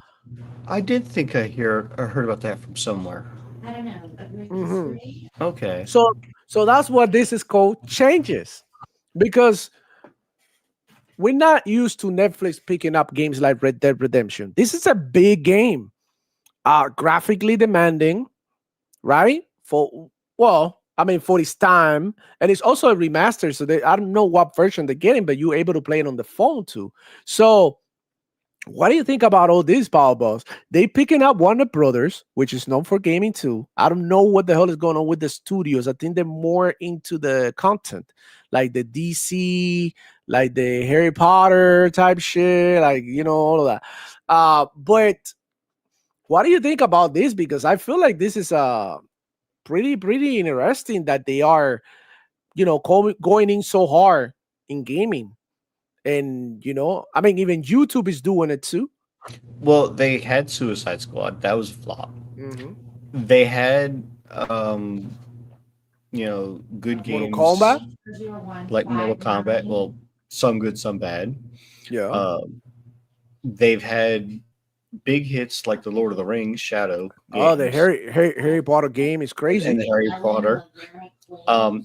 And just remember that because of their most recent flop, Suicide Squad, they were looking to get bought out.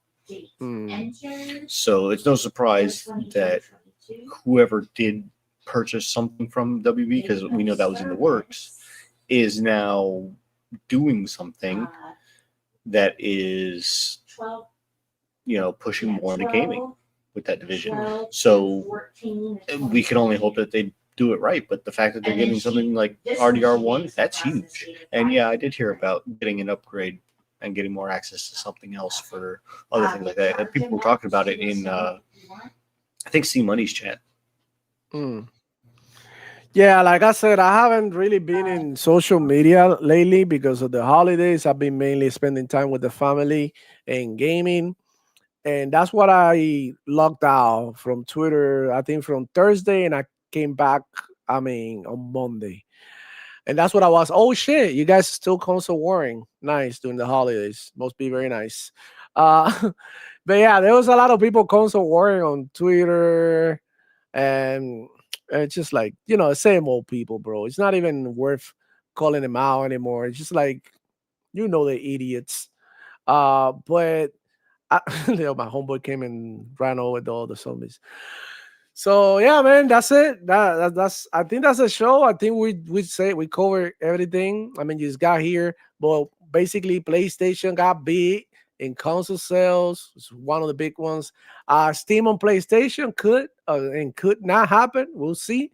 Netflix bought WB games and gets another big game like Red Dead Redemption, and Call of Duty is on life support. It's surviving apparently. Nobody's playing it too much. But other than that, I think we covered everything today. And I think I'm gonna let you guys go. Powerballs, let everybody know what you've been doing besides playing games until 5 in the morning. Well, I've recently started watching an old Star Trek show, Strange New Worlds. Oh, shit, nice. I've been meaning to watch it for a while. I like both Star Wars and Star Trek, so don't Yeah, shoot me. space. I like both sides. I like the sci-fi genre.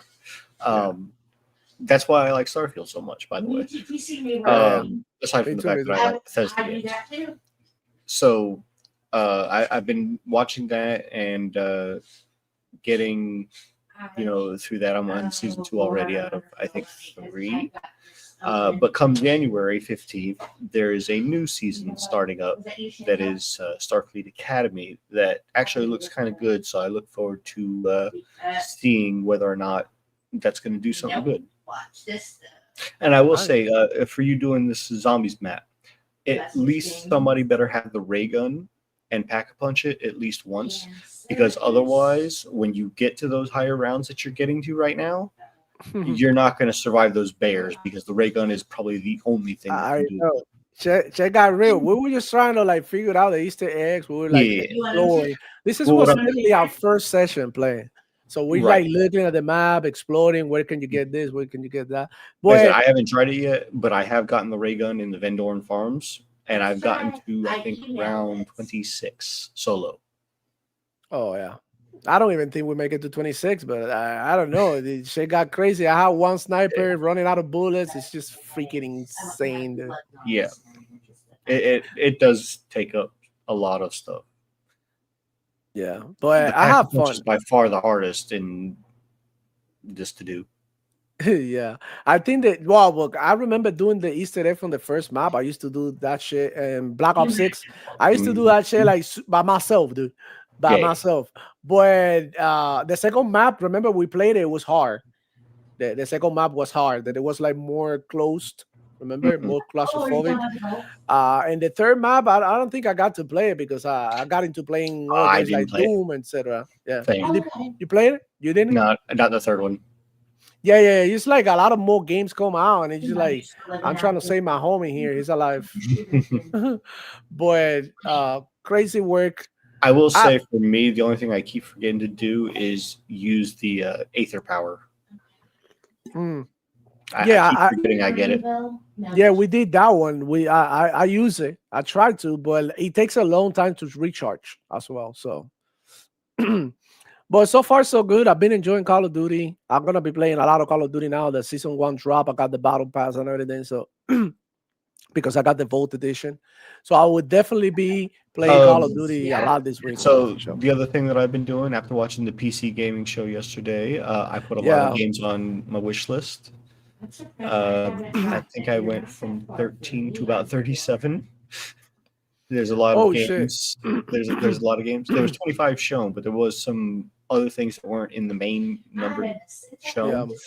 But there was a lot of games that I have on my list. I think 37 in total.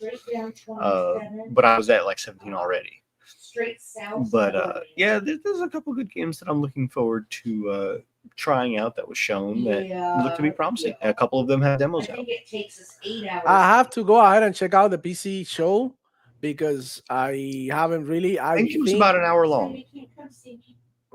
It was about an hour long. So I'm probably going to watch it today after the show. But now, here's the thing. My sister-in-law is moving. So I need to finish the show and go help her move, which is like super fun. But yeah, I would do anything for her. But the thing is, man, it sucks because it's my day off. My only day off. And I have to go help her move. So it kind of sucks that I won't be able to play games. But let's see, because I mean there's a good chance, because I think my brother-in-law is over there with her, and they hire somebody to help them out too. So might be the chance that by the time that we're done here with the show, and I call and be like, "Yo, what's up? I'm ready to go." They might be like, "We're almost done. Don't come." Fingers crossed. And that's it. But other than that, man. enjoying gaming because there's so many good games. Oh, Cosmic Invasion drop. I played it. Amazing game. Go try it out, guys. Cosmic Invasion, beautiful, beautiful, beautiful game. It's one of the games that you like. It's a brand new game that makes you feel like nostalgia. I don't know if that makes any sense. Maybe it reminds me of Golden Axe back in the day. But the good thing about it is that several games that it reminds me of. It definitely has a nostalgic feel to it. Streets of Rage, right? That's what it reminds me of. But the thing about it is like the fighting mechanics is crazy. The way that you can chain combos and tag in your other characters. I never, ever, ever liked She-Hulk. Never as a character. I was like, I hate her. But in this game, she's so freaking good, and she tells everybody like this, and then she's so strong, and I'm like, okay, I gotta figure she's my character because she's a brawler and she's a wrestler in this game, and I like that. Like Jax is my main character in Mortal Kombat, and I like like characters that can go ahead and you could throw away people like that, like piece of shit and whatever, but. She feels extremely well. I like Storm as well. I think she's great, super overpowered. I like Rocket, the raccoon from Guardians of the Galaxy. I think he's amazing. I had to try yet Spider-Man, but I had tried Wolverine, and Wolverine is lit. He's super strong. And what's other? Oh, Nova Light. Nova is amazing, bro. Go ahead and pick him up. And Iron Man. There's also Iron Man, yeah. Iron Man, yeah, no. That duo, like if you play with your friends and you got one Nova, one Iron Man, and then you have like something like Wolverine and somebody like with She-Hulk or something, you fuck shit up. Because you can throw your enemies toward the next player, and the next player can hit him, tag, and all that, and it's just like gets crazy and crazy and crazy. And I feel like that game was amazing. Like super, it's a 10 out of 10 experience for me so far. So I can't wait to go ahead and play that with my friends because we have a play day for Saturday. I downloaded it. I haven't started it yet. Oh, if anything, we'll let you know. I watched B-Money playing it last night. As a matter of fact. Yeah, it's freaking amazing, dude. So much fun. And that's another thing. Like we were discussing earlier, though, before we go, how people believe that retro gaming was the best back in the day, and now we get games like this that. I don't want to sound like a jerk, but this is way better than what we used to get back in the day. That Streets of Rage and stuff. Like you can see the gameplay is smoother. You can see the combos. You can see the bunch of abilities that you get. We didn't get shit like that before.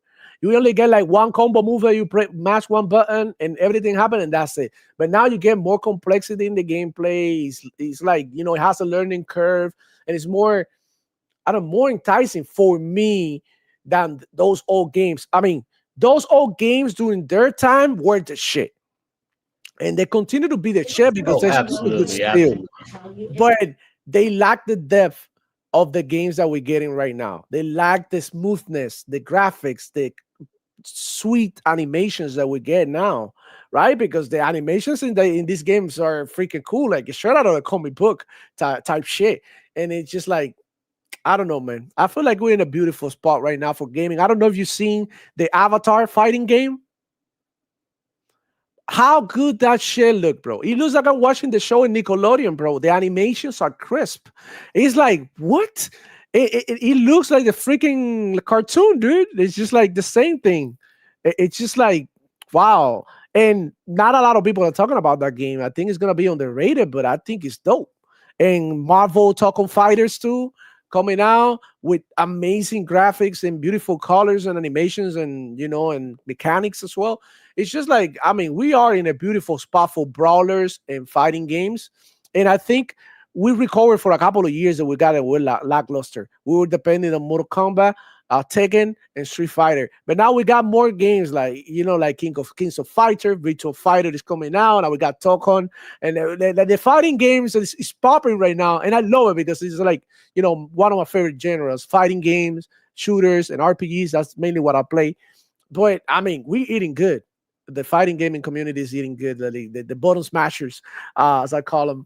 And I don't know, man. I'm super excited for gaming. Super excited. It must be the holiday spirits. They're strong with this one. Boy, man, I just been having a great time. And I can't wait to get back in here talking with Charles when we go back next week. And I'm probably gonna drop a video too about the whole thing with the what is it like? The next and I did have machine, an whatever. update. Desire, he said that he is going to be working pretty much nonstop with what he's doing between now and we Christmas. talked. He said that if we do a show the day after Christmas, he will be here for that one. Awesome. I don't know So how. he'll be back. I don't know if I will have a show after Christmas because I don't know if I'm traveling or not. And that's Yeah, the thing that I have I to did see. tell him that. Yeah, I don't know because now I'm a family man, family guy. Before I wouldn't give a shit about none of that. I'll be like, oh fuck, Christmas, spend it with my family. Day after, I'm right here doing the show. But now I have to spend time with my son, time with the family. It's just a beautiful thing, right? Like I'm not even mad about it. But it's like I have all the things to do now. Before, I could do content. I was saying I used to drop 2 videos a week. Now I dropped a video last month, and this month I haven't dropped a video yet. So that's what we are right now. Anyway, guys, thank you so much for watching. Hit the like button and subscribe, man, if you're new to the channel. Shout out to all of you guys who came through, man. Shout out to Adidas 20 of me being a member for 20 months.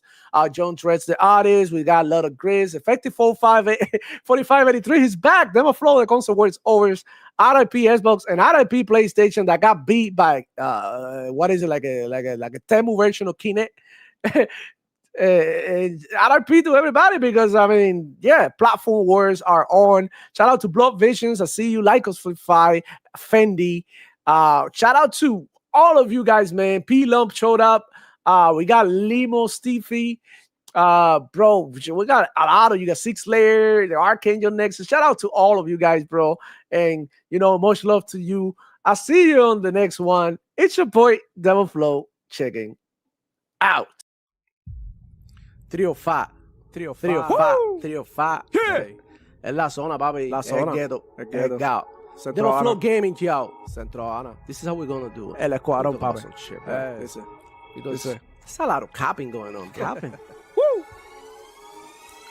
A lot of capping going on, all the ponies in denial. PS5 Pro flopping hard, rotting in the aisle. Yeah. How can Xbox be dead with this many shows a year? New Series X out here, all white like Britney Spears. Black Ops 6 about to drop, I'm gonna be swimming in your tears. Yeah. What's with the poor begging? I'll be getting in my ears. Pony, shout it up. Go Clap. play Astro Blow, Bot blow, blow. and start coming to my shows, getting toxic in the chat. Yeah, all the Sony centric shows can't keep Xbox out their mouth because Sony got no games. They're going through a drought. They bought into PC because Concord left them broke. The PS5 Pro is a 4070. I never heard a bigger joke. Digital function on that crack. Yeah, they got Sony back. Too little of that Diddy baby oil dripping out their backs. I put on for the community and keep shit on lock because ponies had their fun, but we gotta get them back. Sony drop one game a year, DOL one and done. All the ponies playing Xbox with the fire sticks and phone. They're for begging words for Indiana Jones. So keep crying for Xbox games in their basement all alone. Sony drop one game a year, DOL one and done. All the ponies playing Xbox with the fire sticks and phone. They're for begging words for Indiana Jones. So keep crying for Xbox games in the basement all alone. Pony Boss can get it too. He said he bleed green, but his eyes blue. Dylan need to catch a flight first class in JetBlue. The other dude made a game passant, so we thinking he rocking on. Then he traded his PC card for the damn PS5 Pro. They be too sweet with these ponies. They be chilling with these ponies. I can rock with these ponies cause I don't play with my money. The karma working quick, losing exclusive with high speed. PS Plus in the dirt and the PC is just P. Xbox got it going on and you can lie all you want. All these first parties coming out like doo-doo in your pants. Mary Jane's getting mad, gotta work getting mad. You can cry all you want, I survive getting mad. Calm down. Vaya con Dios. My ponies. Yeah. Demo Flow Gaming, Poppy. Hey, we back at it again. I know the day, I know the drop. Let's get it. Hey, like and subscribe to the channel. We're doing this for the community. It's all games, man. We love video games. Stop crying about games going to all the platforms, y'all. Stop doing it. More people get to play the game. Maybe give these people who made the game a chance so they don't lose their jobs. That's what I'm trying to say, y'all. Relax. It's all love. It's all pony love. Demo Flow Gaming, Poppy. Hey, shout out to the gaming familia. Con mi gente DR, la gente PR, USA, the whole country. Hey, Centro Ana, Cuba, mi saludo lindo para mi gente ahí del barrio. Oye, Andrés, te llevo. Contino. Dime lo que es, Lu. Papi, estamos en otra lea. Campo. Blo, blo, blo, blo. El escuadrón, papi. The God Records for life.